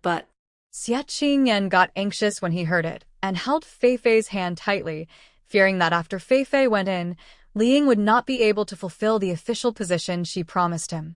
So he shook his head and said, No, I sent Feifei here because I wanted to see with my own eyes that she would live well here. If I can't see that she lives well, I won't let Feifei come to work here. That won't do. We're already here. Do you think this is a joke? You can just leave when you want to and stay when you want to?" The expression on the face of the soldier guarding the gate changed, and several people behind him raised their guns. There were about 5 or 6 guns, and the muzzle of each gun was black, all pointed at Xie Qingyan's eyebrows. Those with guns also opened the safety bolts on the guns, making it clear that if Feifei did not go in, Xie Qingyan would be disobeying orders and would be killed without mercy. Xie Qingyan was so frightened that he almost knelt down before these people. He quickly let go of them, his face pale, and said to Feifei, who looked as pale as death, "Well, then you go in, take good care of yourself, and come out to see me when you have time. Remember to come out to see me." No, I don't want to go in. Qingyan, I'm scared." Feifei was trembling all over. She was a young girl who had only attended college for 1 year. Even though she had experienced the end of the world, she had never seen such a grand scene. She suddenly felt that behind the iron gate of the building and under the cover of the lush trees, there were unimaginable and unpredictable horrors. She shook her head, hoping that Xie Qingyan could take her away from here, or give her some courage so that she could resist and walk out of the aiming range of the guns. Tears of fear were hanging on her face, and she felt a heavy sense of imbalance in her heart. She always felt that if Xie Qingyan left her here today, she would live a life worse than death. Xie Qingyan stepped back step by step. He looked at Feifei, her whole body shaking, and his legs were shaking too. He had not expected the situation to be so out of control. The promised wealth and glory did not come to him just because he handed Feifei over. Instead, he was forced to separate from Feifei. Xie Qingyan cursed in his heart for miscalculating, turned around, and ran faster than a rabbit. Feifei chased after him, crying and shouting, Qingyan, I'm scared. Don't leave me. Don't leave me." And the soldier behind her put away his gun, stepped forward, hugged Feifei's waist, and dragged Feifei into the iron gate with a smile. Feifei struggled miserably and shouted, Let me go. What the Hades is this place? I don't want to stay here. I want to go back. I know nothing about you. Please let me go." No one paid any attention to her and dragged her away until she gradually disappeared into the iron gate. Once she entered the iron gate, Feifei became the army's granary. Naturally, no one would abuse her body. She could rest assured because any occupation would waste the time of the granary in producing food. The night passed little by little. Su finished practicing all the crystal cores in her hand, touched her bulging belly, and listened to the intensive screams coming from the medical building. She sighed, went into the bathroom to wash up, changed into a loose maternity pajamas, went downstairs, put on her shoes and walked out of the wall. She heard a very tragic woman scream, loud and colorful, accompanied by the loud cry of a baby, and she breathed a sigh of relief.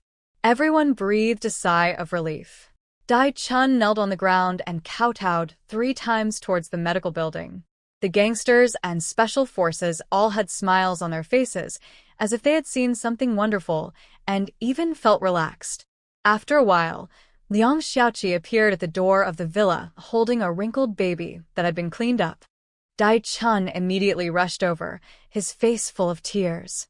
While looking at the baby in Liang Xiaoqi's arms, he expressed his gratitude to Liang Xiaoqi. Thank you. Thank you. I am deeply grateful for your kindness today. If you need my help in the future, I will be willing to die for you. Don't talk about that. She was born at 6:27 a.m. on March 31st, 2017. She's a baby girl. She weighs 5 pounds. Hold her tight. The mother needs to clean and suture the episiotomy. She won't be out for half an hour. Liang Xiaoqi placed the wrapped baby girl in Dai-chun's arms, directed Dai-chun, and sat on the leather sofa in the living room of the medical building with the child in her arms, waiting. Then she turned around to help Zhuo Shijia and Junjiu deal with Zhou Xiaolin. The gangsters and special forces who had been guarding outside for almost a night gradually dispersed. Su Su leaned against the iron gate of her own wall, looking in the direction of the medical building with a smile on her face.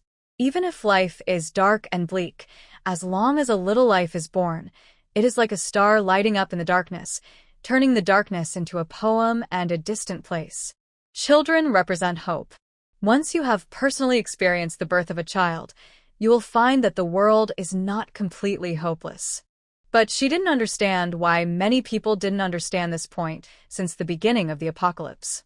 They regarded these babies and pregnant women as a burden and would rather live in misery themselves than give these children and pregnant women a chance to live. What do you mean by taking care of these children, that she is a saint? It doesn't necessarily mean that she doesn't care about the lives of these babies. If she is not a saint, then her 3 views are correct and she is the right way in the world? Su Su is not a saint. She can still kill, rob, and live as she pleases with these children. What is the conflict between giving these children away to live and living well in the end times? It's just that it's a little more troublesome when she needs to transfer and she can't just open her eyes and run away. But she is not the kind of person who can run away when she wants to. She has parents above her and Xiao AI below her. How can she come and go as freely as in her previous life? For a moment, Su Su stood by the iron gate, looking at the brightly lit medical building, thinking a lot. Thoughts came and went and came again. The sky gradually turned pale. In such a morning, the darkness seemed to dissipate especially quickly, and soon it was bright. Su Su had been leaning against the iron gate thinking about life. Suddenly, the sound of vehicles came from a distance. A line of city SUVs drove over from the end of the path and stopped on the small yard of Su Su's house. She raised her eyes and looked at Yu, whose face was covered in blood, sitting in the driver's seat of the first car. He opened the door and jumped out. There were several new bloody cuts on his face, and his camouflage uniform was torn in several places. His body was covered in mud and blood. As soon as he got out of the car, he called on his brothers to help move the frozen meat from the car. Oh my God! Yu turned around and found Su Su wearing a wide-skirted coral fleece pajamas, leaning silently against the iron gate, with her straight long hair draped over her. Even in the wind, her long hair didn't move at all. Su Su's delicate and pale face, coupled with the gray sky, made Yu glare at her and cursed. You think you're in a horror movie. You scared me. What have you been doing? Su Su straightened up, supported her waist, touched her slightly bulging belly with her other hand, walked forward, glanced at Yu, who was covered in blood, and then looked at King Kong and the others. They were not much cleaner than Yu, and all looked like they had retreated from the front line, where bullets were flying everywhere. Yu smiled at Su Su, with a sly look on his face. Then, looking at Su Su's belly, his expression became gentle again, and he said nonchalantly, "Go get some meat for my girl." Hee hee, the meat is not fresh, it's all frozen, but it's harmless to eat. I'll get it all in the basement for you. You put some ice cubes in it and freeze it. You and my girl can eat it slowly. She said she had to eat meat, and Xiao AI would not have enough nutrition without meat. In fact, that was just a casual remark. It was good to be able to eat meat, but it didn't matter if she couldn't. In her previous life, she only ate junk snacks and was able to give birth to Xiao AI. There was really no need to be so particular about nutrition in this life. But Yu took it seriously and was worried that she would be harmed by eating the meat of mutant animals. He had just come back from the countryside, had a quick meal, and then gathered a team of people to go to the freezer to find meat. Xiangqing outside the safe zone was not in the suburbs, where it was so peaceful. One afternoon and one night, that's one round trip, such a man. Alas. Su lowered her head and said nothing. She suddenly turned around and walked into her villa, went upstairs, entered the bedroom, closed the door, lay on the bed sideways, bent her legs, touched the little love in her belly and said softly, "Baby, Dad seems to like you very much. You like Dad too, right? In the future, should we stay with Dad forever? Just like a family, we will always be together, okay?" She had never thought about such a question before. She always thought that Yi would live one day at a time.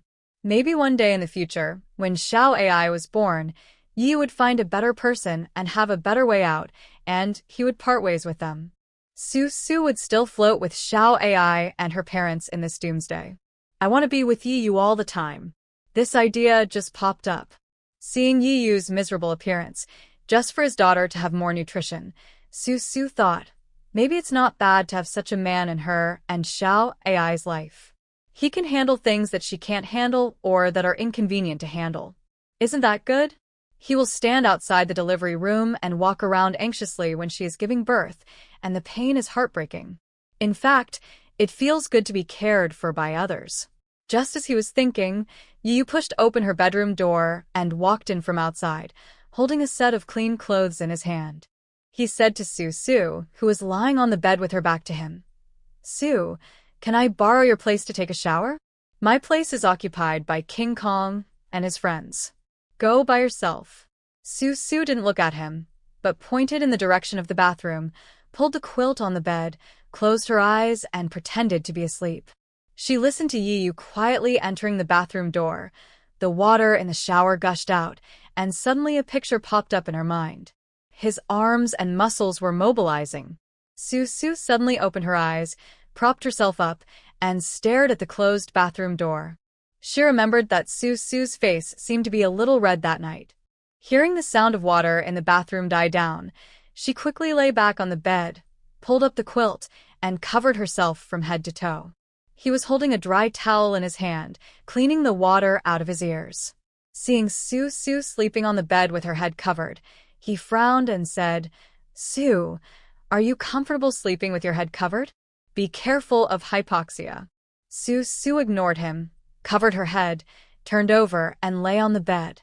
Seeing this, Yu thought, "Hey, this girl ignored his words," so he walked to the bed and slapped Su's ace, raising his voice slightly and emphasizing, "Don't sleep with your head covered. You're lacking oxygen. What do you care about me?" Su, who was slapped on the ace, had a red face. She suddenly pulled down the quilt covering her head, raised her foot, and kicked Yu on the waist. Yi was afraid that her big movement would hurt Yu Xiaoai, so he stood by the bed and did not run away, and took Su's kick. He snorted, bent down and fell at Su's feet, lying in the shape of a big character on the bed, staring at the ceiling, without saying a word or moving a muscle. After Su kicked Yu, she thought Yu was going to play with her, but he just fell on the bed and didn't move. She became curious, so she sat up on the bed with her hands. Yiyu's eyes were staring at the ceiling, and there were some bloody cuts on his face, which were swollen because he didn't pay attention when taking a shower. She took a breath, got up quietly, walked out of the bedroom, went to Su's mother to get some iodine cotton swabs and band-aids, sat on the bed, dipped a cotton swab in some iodine, and gently applied the medicine to the bloody cut on Yiyu's face. Yiyu's eyes, which were staring at the ceiling, moved, with a somewhat lazy expression. He raised his hand and touched Su's belly. She was kneeling beside him, within his reach. Yu turned over, moved closer, put his face on Su's belly, and rested his head on Su's thigh. Yu maintained this posture for a long time, motionless, his breathing steady and peaceful, as if he had completely lost his usual impetuousness. Su was stunned for a moment, and lowered her head. She was not used to Yu being so close to her, so she had no place to put her hands, so she had to continue applying medicine to the wound on his back.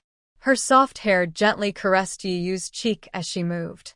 Suddenly, Yu opened his mouth and said slowly, "This feeling is so good. Holding you and your mother in my arms feels like holding the whole world. My heart is full." On his back, Su stopped holding the cotton swab. She lowered her head and glanced at Yu, who was resting his head on her legs, against her bulging belly. Yu's eyes were closed, and in an instant, his breathing became steady, as if he had fallen asleep. Su's eyes were warmed. Somehow, she felt that Yu at this moment was like a poor person, without a home, without relatives, and no one who loved him. He had never understood what love was. He just felt that he had a responsibility towards her, so he crossed mountains and rivers to find her, but he didn't expect to find a whole world. Yu felt satisfied just by holding her and the baby in her belly.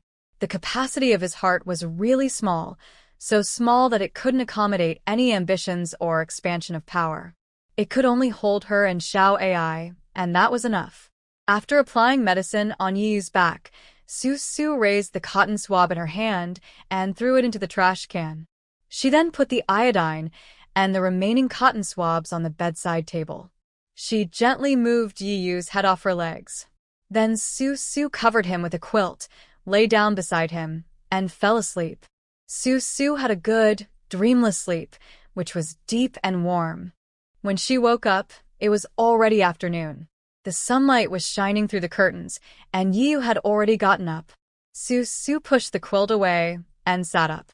She felt as if her coccyx was pricked by a needle. The pain made her grimace, and she couldn't recover for a long time. She was almost 5 months pregnant, and it was time for her coccyx to hurt. She had to go see Zhuoshijia today, have a prenatal checkup, and then discuss with others about moving her position. We had already marked the spot yesterday, and in the coming days we will arrange for people to clean up the place and prepare for move-in. Rubbing his coccyx, Su put on his clothes, ate in the kitchen, and walked out of the wall. Outside the wall, Su's father and brother Pai found a small rice mill from somewhere, which was only a little bit big, and had electricity. The two of them were busy threshing the rice. The medical building had received several people with special abilities who came from nowhere, and they were busy treating them. Su greeted her mother, father, and others, and was about to go to the medical building to find Zhuoshijia when she heard the sound of a car behind her. She looked back and saw several military vehicles driving over and stopping in the small square. Wang Zijiao, Chu Xian, Li Ying, and a group of accompanying soldiers jumped out of the vehicles. "Uncle, I'm threshing rice." Although Chu Xian had never dealt with Su's people, he still greeted Su's father enthusiastically. Su's father nodded. As the saying goes, don't hit a smiling person. He also greeted Chu Xian. "Yes, we have a large population, and if we don't get some rice, we won't have enough to eat. Haha, you guys know how to live." Chu Xian nodded, wearing a military uniform, and stopped to grab a handful of scattered husks on the small square. As if inadvertently, he turned his head to look at Su standing outside the courtyard of the medical building. The smile on his face became more like a fox. He raised his hand, waved at Su in a friendly manner, and asked, "Your belly is so big now, is it already 5 months old?" Soon. Su's heart was filled with alarm. Chu Xian saw her at first sight among so many people and asked about her pregnancy right away. What did this mean? Has her Su Xiaoai already caught Lu Yin's eye? If others asked her about her stomach, she would not feel anything. But when Chu Xian asked, Su immediately felt that something was wrong. She sensed danger and narrowed her eyes, glaring at Chu Xian fiercely. She looked like a mother wolf protecting her cubs, as ferocious as she could be. Chu Xian was stunned and was about to say something when Yu, wearing a green t-shirt, a camouflage uniform, holding a belt in his hand, walked out from the side with a few people. He stood in front of Su Su, blocking her, with his hands on his hips, chewing betel nut, and looked at Chu Xian nonchalantly, spitting out the betel nut in his mouth, and asked rudely, "What are you doing here today? Are you looking for trouble?" "How is this asking for trouble?" Chu Xian smiled, and his thin face curved into several wrinkles. Wang Zijiao beside him seemed to have something to say, and took 2 steps towards Yu. Chu Xian reached out and pulled Wang Zijiao, who also had a bad temper, and at the same time motioned Wang Zijiao to step back. Chu Xian stepped forward with a document in his hand and said to Yu with a smile, "This morning, you dragged several trucks of frozen meat into the safety zone and did not pay 1/3 of the supplies as required. This matter is more or less inconsistent with the rules.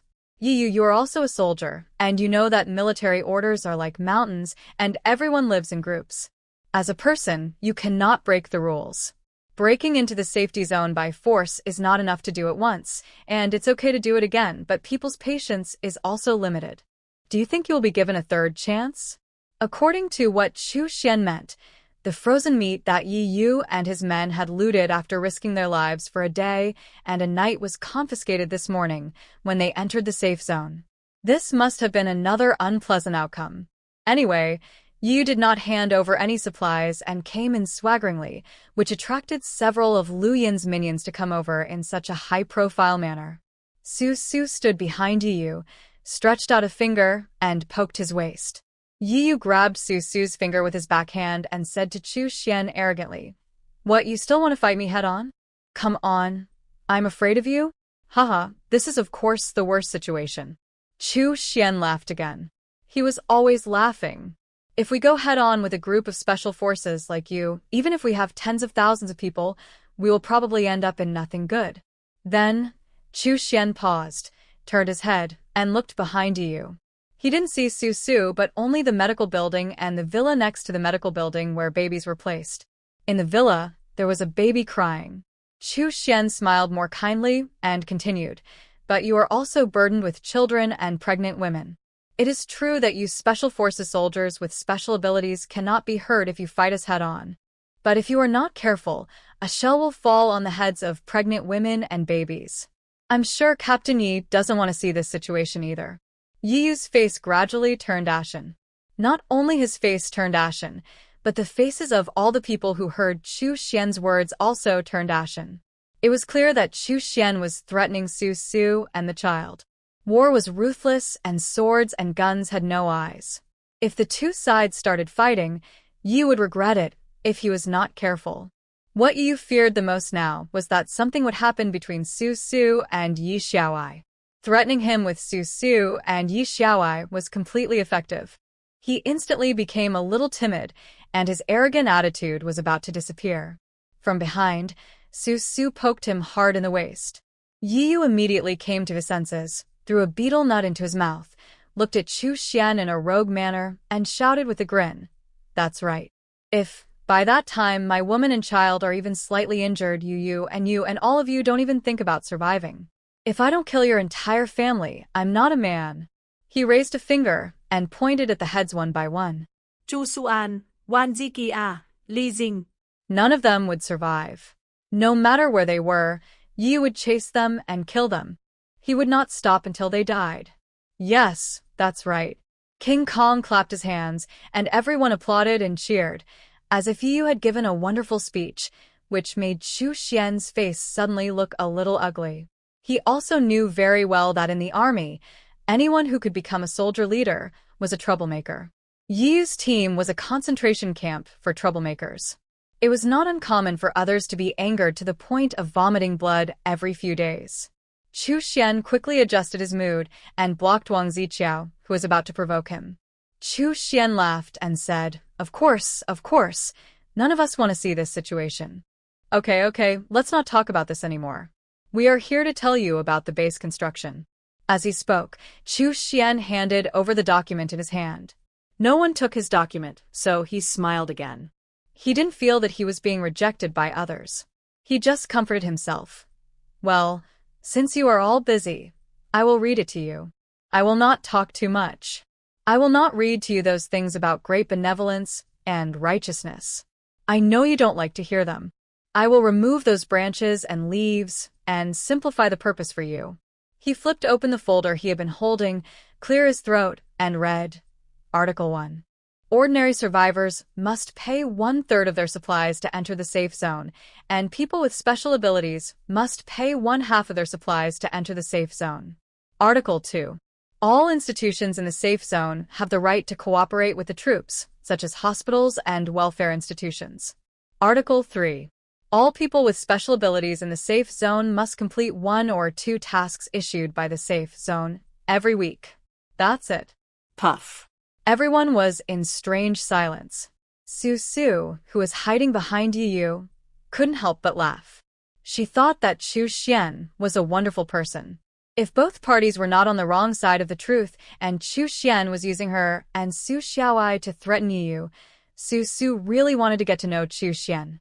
According to the purpose in Chu Xian's hand, everything in this safe zone now belongs to Lu Yin, including the medical building behind Su and all the psychics. Moreover, the psychics have to accept the mission and fight hard, and half of the supplies they bring back must be handed over.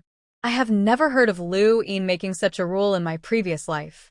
Not only Lu Yin, but all the bases established later have never made such harsh rules. This rule is so harsh that it is simply too much. What is the concept of half of the supplies? This is a disguised way of making all the superpowers in the safe zone work for Lu Yin for nothing. People with special abilities are naturally disobedient to the base's discipline and do not like to be bound by the base. The rules and regulations are actually written by the base for those who want to live a good life in the base.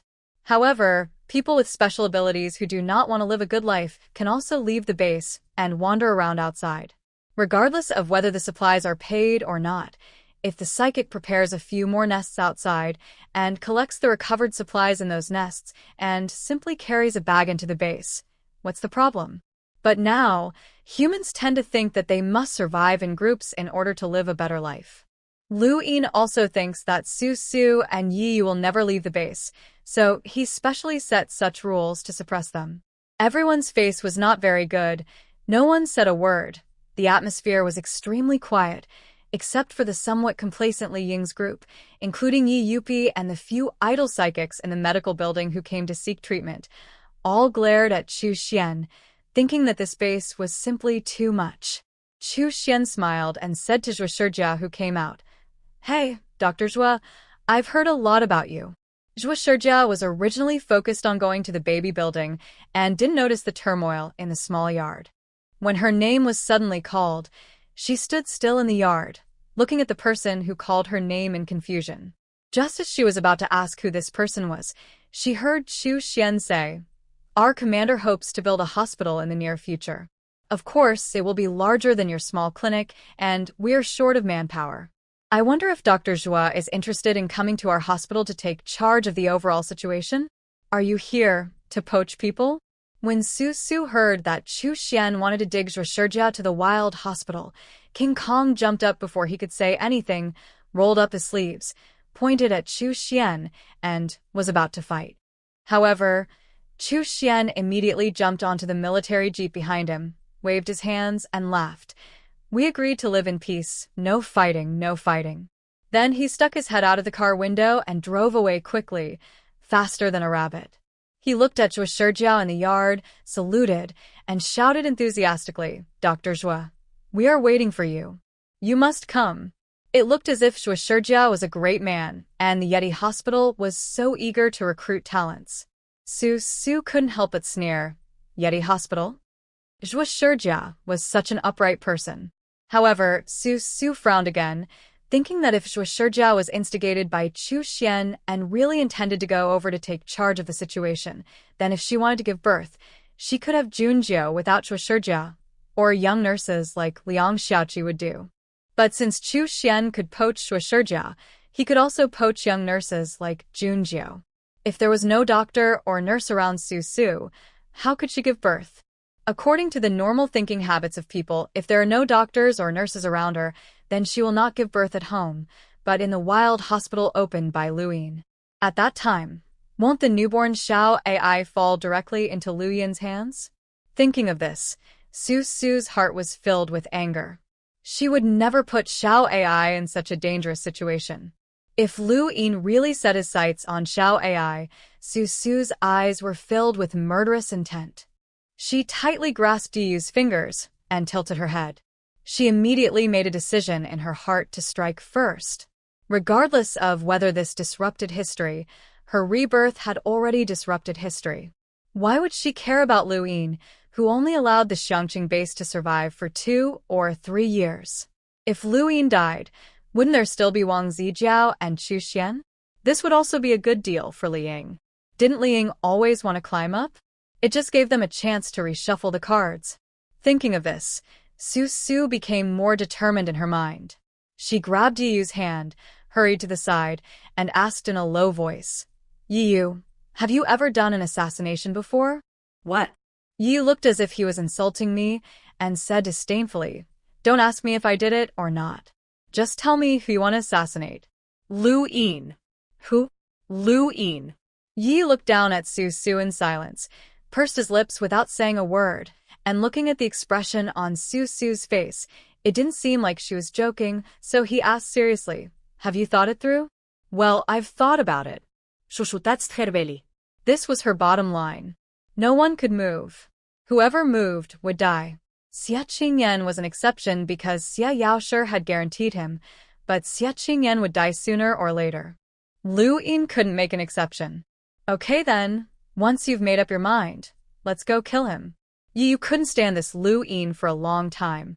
When he first knew that Lu Yin was the one who brought them to the city, Yu couldn't stand it anymore. He was ready to leave at that time, but suddenly he found out that Su Su was pregnant, so the plan changed. During this period of time, Yi was uncooperative in various ways when entering and leaving the safe zone. He was holding back a bad temper in his heart, and he would not feel happy unless he vented it. He wanted Su Su to give birth to his daughter in a relatively stable environment, but he was too impatient to cooperate with Lu Yin. It was really difficult for him. Now, Su Su has given him an idea. He might as well assassinate Lu Yin and be done with it. This will not only relieve his hatred, but also protect the safety of Su Su and Xiao Ai. Yu thinks this is a good plan. He nodded and went to gather his 18 subordinates to discuss how to secretly assassinate Lu Yin. According to Su Su's idea, if they wanted to kill Lu Yin, it would be best to assassinate him without disturbing the overall situation. Of course, once Lu Yin died, the safe zone would be in chaos for a while, but with Wang Zijiao and Chu Xian there, it wouldn't be a big mess. It was impossible for the safe zone to be shattered, but it was hard to say whether the base could be built. Since it was going to be an assassination, there would be a lot of preparation work to be done in the early stages, including investigating Lu Yin's whereabouts, understanding his travel patterns, and planning a more detailed assassination plan. All of these required time and manpower to prepare. Su Su was not in a hurry. Since she had already handed the matter over to Yu, she would just wait for Yu to bring Lu Yin's head to her. Moreover, Lu Yin was not so easy to assassinate. Since he dared to send people to the Apple Villa district to read out such a harsh base instructions, as a future base commander who is going to do great things, would he easily show up and let someone assassinate him? If it was so easy to assassinate a big shot, he would not be called a big shot. At this moment, Chu Xian had already conveyed everything that needed to be conveyed. Li Ying, Wang Zijiao, and others had already run away with Chu Xian. In Zhaoping, a group of people who had been informed of the will were left behind. In addition to being surprised by the newly published base notice, they also felt extremely depressed and angry. What was the basis for Lu Yin to come up with such harsh, new base regulations? Was it because he believed that no one with superpowers would dare to leave their single status and walk in the apocalypse? Or was it because Su Su was now pregnant and had difficulty walking, and Yi would never dare to let Su Su give birth outside the safe zone? But he still didn't expect that Su Su, this rabbit, would bite people if she was stepped on the bottom line, and Yi was no longer the soldier king in the army who followed military orders. Over in the medical building, several new patients with special abilities have been temporarily diagnosed.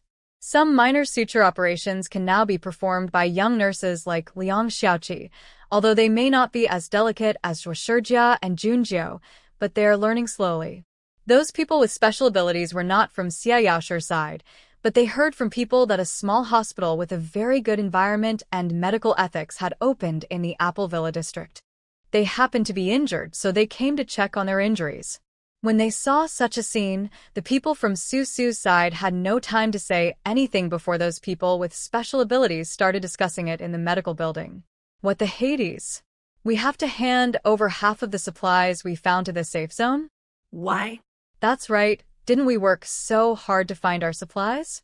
If it weren't for the bustle of the safe zone, I could have just bought a house somewhere else and still be able to make a living. It's true that humans are social animals. After a long time of wandering outside, a person always wants to return to a crowded place to get some popularity. But if they have to hand over half of their supplies to the base in order to get some popularity, the psychics will feel dissatisfied, as this will force them to set up their nest outside.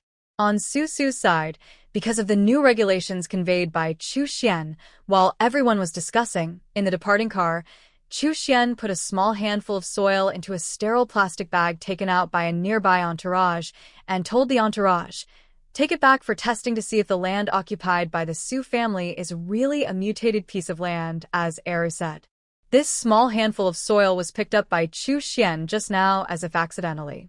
Now, the researchers of Luyin have issued a research report saying that not only humans will mutate, but also animals and plants will mutate.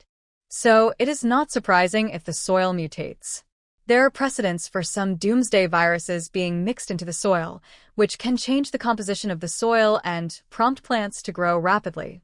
According to Eru, the Su family's crops grew particularly fast because they chose some mutated vegetables as seeds and took advantage of the special geological conditions of this area.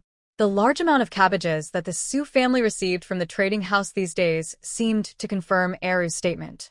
Chu Xian came here today, firstly to convey the new regulations to the supernatural people in the Apple Villa district, and secondly to investigate the Su family's land to see if the soil composition had really changed as Eru said. If there had really been some changes in the soil, then the Su family would have to relocate. For humans to survive and the base to develop, food and water are the most important rear areas. In order for everyone in the base to survive, it is necessary to do some things like robbing and occupying. Chu Xian didn't think there was anything wrong with his idea. Some of them had guns, they had cordoned off the safe zone, kept the peace in this area, and took responsibility for the lives of so many people. They used the grievances of a small number of people in exchange for the livelihoods of a large number of people. This deal was a good deal anyway. Of course, in fact, his approach was no different from Xie Qingyan's, but Xie Qingyan was just playing around, with little fighting power, yet he still wanted to ride on the head of a strong man, and he didn't realize that this has actually become a world where the strong are respected. If Su and Yi were stronger than them, they would not give in. However, Chu Xian did not think that Su and Yi could afford to make such a fuss at this moment. The baby in Su's belly had not been born yet, but it had already become the weak point of these two people. In order to ensure the safe and smooth birth of the child, the two of them would not dare to confront the entire safe zone. On this point, Luyin agreed with him. For the sake of the child. Of course, everything was for the sake of the child. In the small yard in front of the Su family villa area, Yi blew a whistle, and 17 Special Forces soldiers went into a villa for a meeting, leaving only King Kong standing outside. He didn't know what he was worried about. He kept turning his head and looked at Zhuoshijia in the yard. Everyone turned their heads to look at Zhuoshijia in the yard, but Zhuoshijia frowned, walked out of the yard, and went to the baby building without any feelings. King Kong immediately turned around and followed Zhuoshijia. Junjiu, who walked out of the medical building, stared at Li Xia. After looking at the big guy's back, he blushed for a moment, then followed him out of the yard and went to the baby building. The psychics who came to treat the injured were still cursing and blaming Luyin loudly in the medical building. It was getting dark, but King Kong followed Zhuoshijia and kept nagging, Dr. Zhuo, do you really want to go to Luyin's hospital? Hey, let me tell you, Luyin is not a good person. If you go to his hospital, isn't it like sending a sheep into a tiger's mouth? It's so good here. Balabalabala. Zhuoshijia walked along, took out the stethoscope from her white coat, entered the baby building, stood at the door, and listened. It seemed that the baby building was quite quiet. Apart from a few babies babbling, there was no sound of babies crying. She turned around, raised her hand to stop King Kong from continuing to persuade her, and whispered, "Your voice is too loud. Don't talk. It will scare the babies." "No, you have to tell me something to back it up, otherwise I won't feel at ease." King Kong took a step back and stood outside the door. His face had an extremely determined expression, as if Zhuo Shijia didn't give him an answer, he would bother her all night. Zhuo Shijia stood in the shadow inside the door, frowned and looked at King Kong for a long time. He straightened his back and waited stubbornly, so Zhuo Shijia waved, put the stethoscope in his hand into his pocket, walked out, and took King Kong to a secluded place in the backyard. In the backyard of the villa, there are some wooden barrels filled with wine. I don't know where Brother Pai and his friends got them from. They originally planned to send them directly to the trading house to exchange for crystal cores, but were stopped by Yi Yu and others. They thought that they could drink the wine when setting up the banquet later, so they piled them in the backyard of the baby building and no one touched them. Zhuo Shijia took the covered King Kong to the backyard and sat down. She sat in the shadows and looked at King Kong sitting on a wine barrel. She thought for a while before asking, "King Kong, do you like me?" King Kong looked a little embarrassed, lowered his head, raised his hands, scratched his ears, and scratched his cheeks. He thought Zhuo Shijia would not know until a long time later, but he did not expect that she would ask him so directly. So King Kong did not hesitate, straightened his chest, admitted honestly, and said in a rough voice, "Yes, that's right. I like you. What's wrong?" Zhuo Shijia, who was sitting under the eaves, frowned slightly because of King Kong's admission and looked a little annoyed. Seeing that, King Kong felt a chill in his heart. He stood up suddenly, stared at Zhuo Shijia with a red face and thick neck, and said, I know I didn't study hard, so I only got a primary school diploma, but I did go to junior high school, I just didn't graduate. You are a top student, you are smart and pretty, but this society is different from before." He continued to speak in a stuttering manner, but he found that Zhuo Shijia's brows were frowning more and more, and King Kong stuttered even more. He was afraid that from now on, he and Zhuo Shijia could no longer even be friends. "Dr. Zhuo, do you hate me?" The expression on King Kong's face was quite ugly. He clenched his fists tightly and stared at Zhuo Shijia. He felt an indescribable discomfort in his heart. However, Zhuo Shijia only frowned and shook her head, as if she had come back to her senses from some memory. She focused her eyes on King Kong again and said, "No, not really. I was just thinking of my husband." You. King Kong's eyes widened, with a look of death on his face. He was a rough man. How could he have thought that Zhuo Shijia, who was alone every day, was actually a married woman? In fact, Zhuo Shijia was not ugly, and she was 30 years old. How could she not be married? Now, let's get back to the question of whether to go to Lu Yin's place.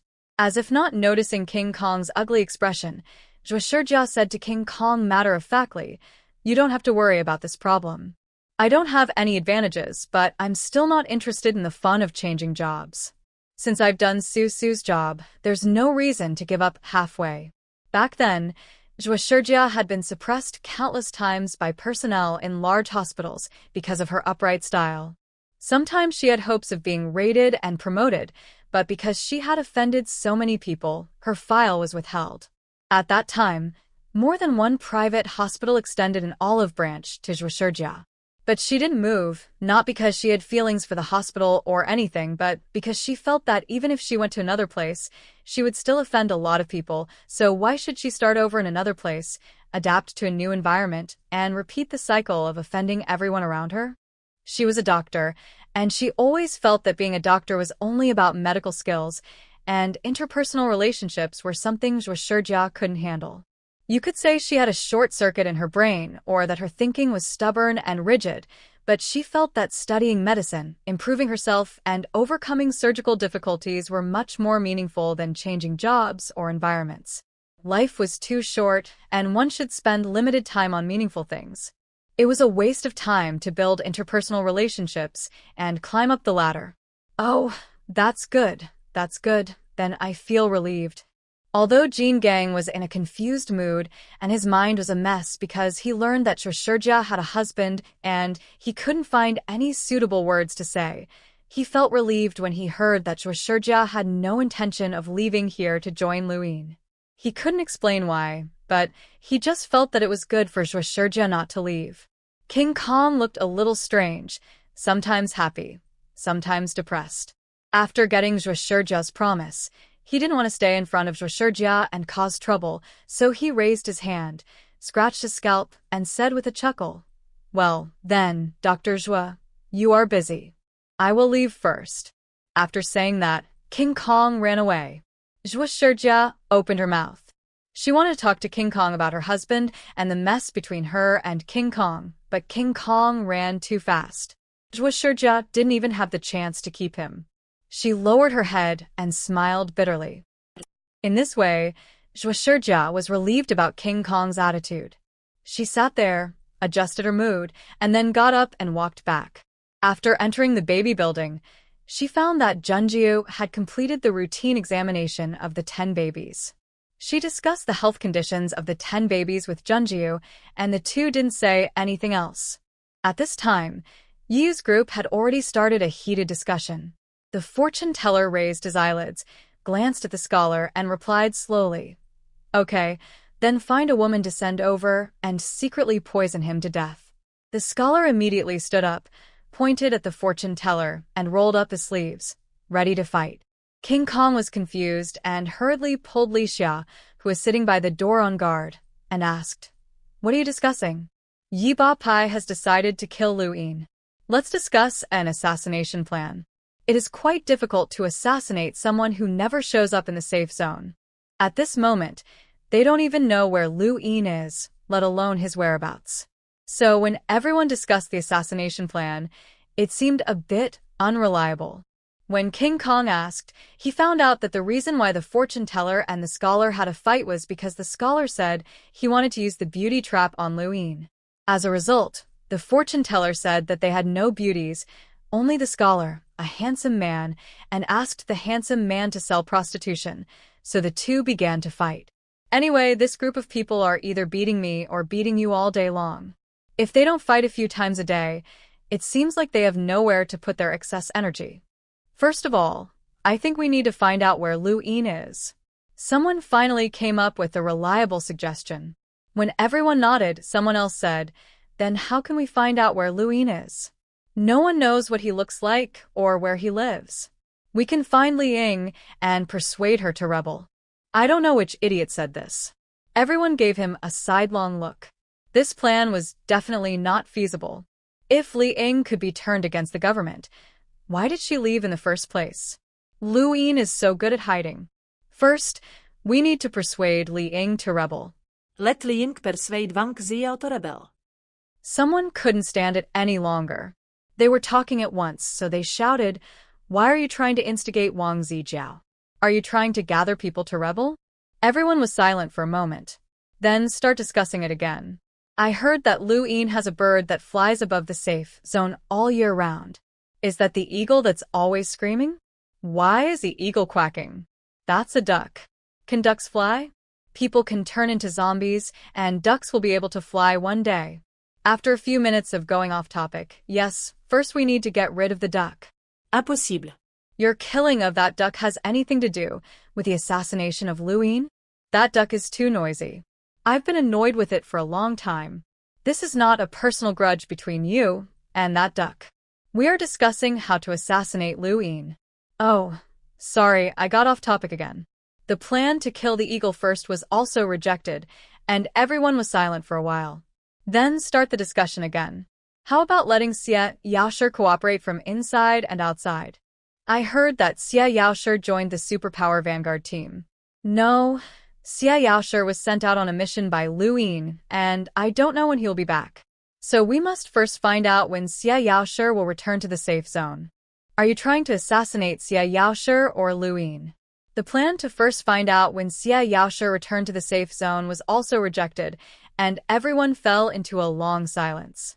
It was the rough guy, King Kong, who stood up and said with an inexplicable sadness, "Isn't it easy to find out where Lu Yin is? Get a few people to watch the eagle in the sky 24 hours a day. It will get tired eventually and return to its nest. For people 6 hours a day each, just keep an eye on that eagle. Yiyu, who had been silent, sat on the sofa and nailed the sharp knife in his hand to the coffee table with a clang. Even if this matter was settled, 18 people, each of them would be a human-shaped weapon, just staring at the eagle in the sky for 6 hours a day. It was not a big deal. Simple. Isn't it a duck? Eagle. Is it an eagle or a duck? I feel like a duck. Everyone was whispering about whether the species circling in the sky from time to time was an eagle or a duck. Amidst such discussions, they soon decided which 4 people would watch the eagle. Everyone patted their butts and dispersed. Yiyu also climbed over the wall and returned to Su, telling her about their plan to watch the eagle. It was nighttime outside the window. Su had already washed up, changed into a maternity nightgown, and was half lying on the bed, looking at Yiyu, who was sitting at the head of the bed. She thought about it and realized that, in fact, if she wanted to find out Lu Yin's whereabouts, she could do it alone.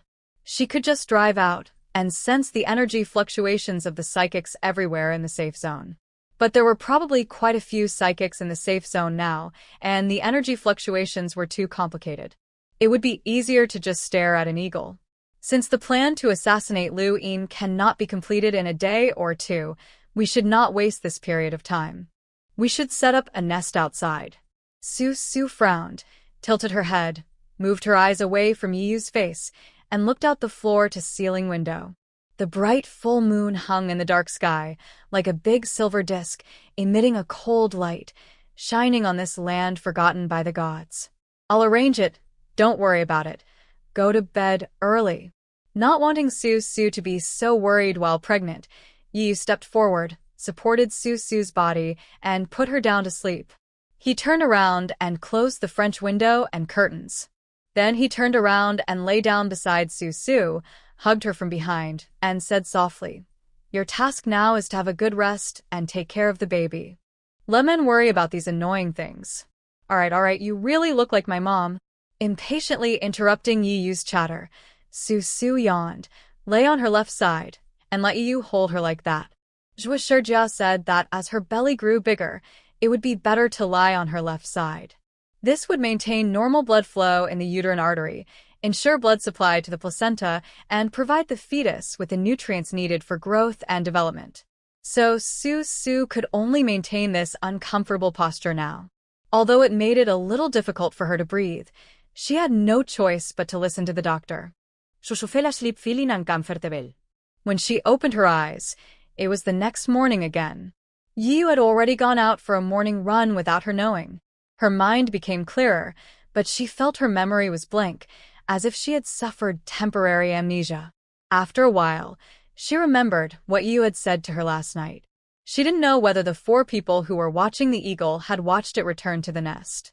She got up, washed up, thought about the problem, went downstairs, had breakfast with Su's father and mother, and then went out of the wall. Yiyu had just finished his morning run and was covered in sweat. He smiled at Su, walked over and touched Su's belly and said with a smile, "Just got up? Let me help you take a walk." Okay. So Su was supported by Yiyu to go for a walk. After walking for a while, she finally remembered and asked, "Did you watch the eagle return to the nest yesterday?" Not yet. They left the safe zone yesterday and went to find a high point so they could keep an eye on the eagle. The terrain of the Apple Villa district is relatively flat, and it is a villa area. There are not many high-rise buildings here. There are quite a lot of high-rise buildings in the safe zone, but most of them house survivors or soldiers. If 4 well-equipped special forces suddenly appear, it will definitely attract people's attention. Since it is an assassination, of course there can be no mistakes. So after the meeting last night, the 4 special forces assigned to watch the eagle left the safe zone overnight to find a suitable vantage point to watch the eagle. Naturally, the news did not get back to the Apple Villa area in the safe zone so quickly. Su nodded and figured it out. Just as she was about to tell Yiyu that she wanted to leave the safe zone with Yiyu and set up home in Bafong Village and clean up Bafong Villa so that she could move her parents there first, 5 psychics came out of the medical building next to them. These psychics had already been treated for their injuries yesterday, but were still reluctant to leave. One of them seemed to be waiting for Su to come out. When he saw Su, he raised his hand and greeted her. Su was walking with Yiyu's support.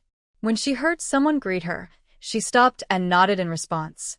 The psychic who greeted her had already led the other 4 psychics over and said to Su, do you have any plans to leave the safe zone today? I'm a gold psychic. Can I join you and go out with you to find some supplies? I'm an earth element, so count me in. I'm a fire type, haha, but my fire type isn't as strong as Captain Yez. In just a few words, Su suddenly recruited 5 people with special abilities. She tilted her head to glance at Yiyu. Yiyu didn't say anything, but looked at her in confusion. It was obvious that he didn't realize that their power was expanding, and his attitude was neither happy nor angry, as if it had nothing to do with him. So Su cleared her throat, turned her head and looked at the psychics who were injured but could run and jump after being sutured by the nurses, and said with a smile, "That's no problem, of course. However, we are not going to a downtown area with abundant supplies today.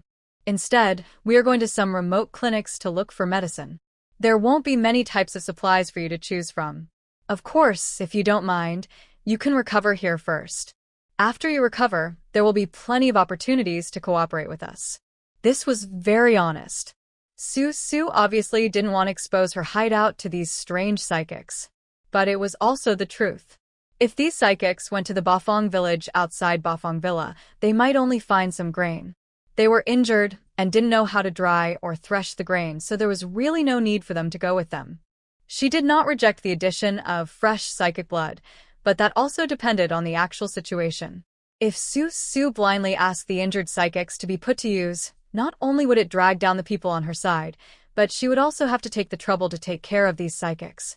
Therefore, everything should be done after they recovered from their injuries. Since Su said so, the several psychics decided to find a villa in the Apple Villa district to live in. Although they really wanted to join Su's team and follow Yiyu and other psychics to find some supplies, what Su said was very reasonable. They were injured, and Su was not going to a place with abundant supplies, so there was no need for them to rush forward to show off. In fact, after settling down yesterday, they found that living in the Apple Villa district was actually quite good. Here, they could buy clean water, rice and vegetables with crystal cores that were half the price of what they could get at the trading house. Su's mother was also very easy to talk to, and she happily negotiated the price with her, even for 1 or 2 crystal cores. Moreover, most of the villas still have electricity and natural gas. People can cook and fry their own dishes. The hot smell of oil smoke and the leisurely and comfortable attitude towards life make these 5 psychics who are busy in the end times almost cry with excitement. So the 5 psychics listened to Su, turned back willingly, and stayed in the Apple Villa area to recuperate.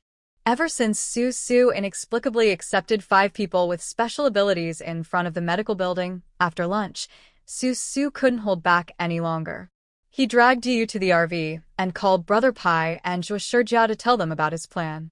Her reason was that Lu Yin's people would come every few days to cause trouble, and they would have to hand over half of the supplies when entering and leaving the base, so she thought of setting up a new nest outside and putting the supplies they found in that nest.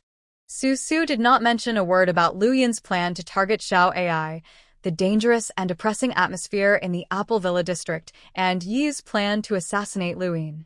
She felt that these things were too complicated. If she told Brother Pai about it, he might understand, but Zhuo Shijia might not understand. Sure enough, Brother Pai had no objection. Zhuo Shijia thought about it and shook his head, then glanced at Su's belly that was bulging like a small ball and asked, "As for setting up a new home outside, do you want you and Brother Pai to do it, or do you want them to do it too?" "Of course I'm going to go with you. If I don't go out for a walk, I think I'll be bored to death." Fearing that Zhuo Shijia would raise objections like her mother, Su quickly emphasized her depressed mood. Zhuo Shijia was a doctor and knew that it was very important for pregnant women to keep a good mood, so she frowned and didn't say anything to stop her, but just reminded Su, "I'm letting you go out for a walk, but you can't run, jump, lift high, or carry anything heavy. You have to stay within my sight at all times." Also, you have to figure out how to tell your parents. It's natural. Su sighed, feeling that in the current situation, if even Zhuoshijia, who understood pregnant women best, didn't let her go out, then her life would be meaningless. She knew best how her body was. Fighting with others and competing with superpowers might be a little dangerous, but dealing with the zombies outside would be as easy as moving a finger. After talking about the plan to go out today, Su told Brother Pai that the spot they visited last time was good, so this time they plan to take some people to settle there first. Those things in the villa area should be dealt with first, such as those celebrity paintings and calligraphy, gold and silver jewelry, art sculptures, etc., and they could be traded as much as possible. If you can earn as many crystal cores as possible, then so be it. Anyway, these things are not worth much money. In the past few days, Su's mother and Qin would use transparent plastic wrap to wrap the leftover vegetables. They asked several of Yi's teammates to drag the leftover vegetables to the trading house to sell them. They did sell a lot of crystal cores, and Su's mother gave all of them to Su to use to cultivate her spirit. Before making sure that Bafang Villa was absolutely safe, Su didn't want to move people with little offensive power, such as Su's father, Su's mother, Lao Ganma, doctors, nurses, Qin Yu, and Ruiwei, over there, so an armed force had to be deployed in Bafang village first to clear the area. It is necessary to move some food supplies over to supply this armed force, so that they have enough food to survive. They don't need vegetables. There is a vegetable garden behind every household in Bafang village. There are a lot of vegetables growing there, waiting to be harvested. They only need to drag some rice and frozen meat over. The leftover vegetables would require a few gangsters to go over, collect the vegetables from the vegetable garden, drag them to the safe area, and sell them. This would probably bring in a considerable amount of income. In fact, Su estimated that there was a lot of millet in the houses in Bafang village. If the rice was eaten up, Su's father and mother might have already arrived. At that time, he could ask Su's father to harvest some more rice. Therefore, there was no need to bring a lot of rice, just enough to eat for 10 days. In addition, since the safe zone established by Lu Yin still has a lifespan of 1 or 2 years, Su thought that she should exchange more crystal cores. Otherwise, once the base is defeated, who knows who will get the crystal cores in the trading house. If they fall into the hands of others, it would be better for her to exchange them out. Therefore, in the Apple Villa area, if there are vegetables and rice that cannot be eaten, they can be sold if they can. There are so many vegetable gardens in Bafang village, and the vegetables in them can be planted again after being picked. When Su's mother goes to Bafang Villa, she will no longer have to worry about vegetables and rice. As for transporting rice and frozen meat out of the apple base, it cannot be done in a high-profile manner. Otherwise, everyone will know that Su has set up a nest outside. Fortunately, there is no need to hand in supplies when leaving the safe zone. The current management of this safe zone is far less strict than the future base management. Even the heads of people leaving the safe zone do not need to be registered. After deciding how to act, Yu made a simple coordination with Zhuoshijia and Pai Ge. There were originally 18 people on Yiyu's side, and 4 of them were selected to watch the eagle, leaving 14. Li Xia, the fortune teller, and other 6 special forces in Bafang village would be responsible for developing several safe country villas for temporary rest. 2 medical staff members, Jun Jiao and Wu Daomei, accompanied them and were responsible for the medical care of everyone. Brother Pai sent 5 gangsters who could cook to be responsible for logistics and collecting supplies, and to harvest vegetables by the way. 8 special forces soldiers with special powers, 5 recuperating psychics, and 14 gangsters will be left in the villa area to protect the elderly, the weak, women, and children in this big family. But when they go out, Yiyu, Su, Zhuoshijia, Pai Ge, King Kong, and Shusheng, who are not in the organization, and 10 gangsters still plan to go out with them. They just won't stay in Bafang village.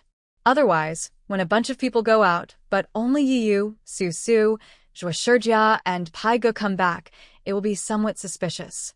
The Bafang villa that Yiyu is referring to, and the surrounding country villas were all very nicely built by those invisible rural tycoons. Before the end of the world, the government focused on developing new rural construction, with things like solar streetlights, one installed every few sections of the road, and a revolving windmill on top. In the case of insufficient sunlight, wind energy can make up for it. Solar panels are installed on the roof of every household, so there is no need to worry about basic electricity. However, since it is located in the countryside, one must still consider some mutated plants and animals. The last time Susu took a rough look at the area, she found that except for the mutated poultry, the plants there had not yet begun to mutate, so she estimated that the task of Li Xia and others was not too difficult. They only needed to focus on clearing out the zombies and the constantly mutating animals. After confirming the afternoon trip, Brother Pai got out of the RV and told his subordinates to start moving things into the truck. Susu spread a layer of ice on the inner layer of the truck to freeze the meat, and Sue's mother's vegetables wrapped in plastic wrap were still loaded into the truck today, and several of Yi's teammates took them to the trading house to sell them in exchange for crystal cores. In addition, the rice harvested by Brother Pai and Father Su was also loaded into the truck, followed by some medical equipment that was not needed temporarily and some common emergency medical supplies. After being busy for almost half the afternoon, it was getting dark. After dinner, Su called together Su's father and mother and told them about the current situation and the idea of setting up a new hideout outside. Su's father and mother had seen the outrageous new security zone regulations announced by Chu Xian. Since Su had already discussed it with everyone, the two old people had no other opinions. So, after Yi Yu's repeated assurances, he let Su go out with the main force. Actually, Yu didn't agree to let Su go out to take risks, but Su analyzed it with him. Now the safe zone is no safer than the outside. As long as Lu Yin is alive, he might come to her house at any time and kidnap her and shout AI in her belly to threaten Yu to surrender. What should he do then? So after Su's analysis, Yu thought that if that was the case, it would be better to bring Su and the child with him. At least he could guarantee the personal safety of Su and Xiao AI, so he agreed to Su and went to Su's father and mother to vouch for her. Soon, a group of people drove more than 20 empty cars and a large truck full of supplies in an orderly manner and went out from the west before it got completely dark. Along the way, Su, who was sitting in the RV, found that the safety zone of Xiangqing had expanded a bit. The barbed wire fences of many blocks that had been blocked before were now being dismantled, and they were going to be expanded forward a few dozen meters and rebuilt again. Su and his convoy were heading west. The west was sparsely populated, and supplies seemed to be scarce. There were abandoned rice fields everywhere. Lu Yin had no intention of expanding there, so the barbed wire fence in the west remained in its original place. Su and the others had no trouble. After leaving the safe zone, they headed straight for Bafong Village, where Bafong Villa was located. Bafong Villa is actually not very far from Xiangqing, but its geographical location is quite peculiar. Although the village where it is located is very modern, it is not on the national highway. Instead, one has to get off the national highway and walk along a long forked road, and then fork again and again before reaching the location of Bafong Village. There are still few people around, and there are several hills scattered on a large barren field. If you look down from the air in the summer when the branches and leaves are lush, it is easy to lose sight of the target. However, if you drive in on the ground, there is a straight road leading directly into the village. There are woods on the east and west of the village, and it seems that there is no pattern. In fact, from the outside, it is difficult to see the whole picture of the village because of the obstruction of the leaves. And because of the geographical location, half of Bafong Villa is embedded in the hills, and the exposed half is blocked here and there, and you can't see where it's from the air. Of course, this was all Yi Yu's bragging. Since it was a treasury, it naturally had to be made mysterious. It was said that some feng shui things were put in there to prevent it from being discovered. The villas at the entrance of the village had been cleared out by Brother Pai and others, so they stopped the convoy. As soon as Yu got off the car, he took King Kong Li Xia and 10 others for a wander.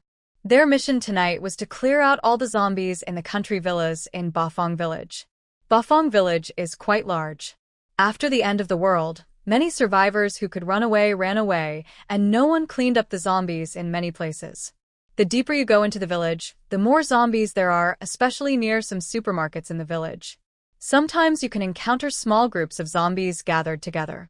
The zombies outside that were gathered together were easy to clear out, but the difficult ones were those locked in the villas. One had to pry open the doors one by one. Some villas had no zombies, while some had only a few.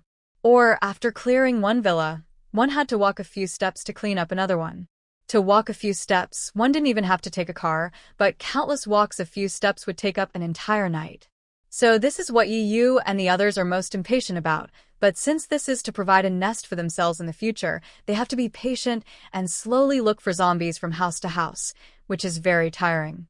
As for Su, she chose a small building further back at the entrance of the village, and Brother Pai led his men to clear out the things inside. During this time, Su hurried back to the RV to take a short rest.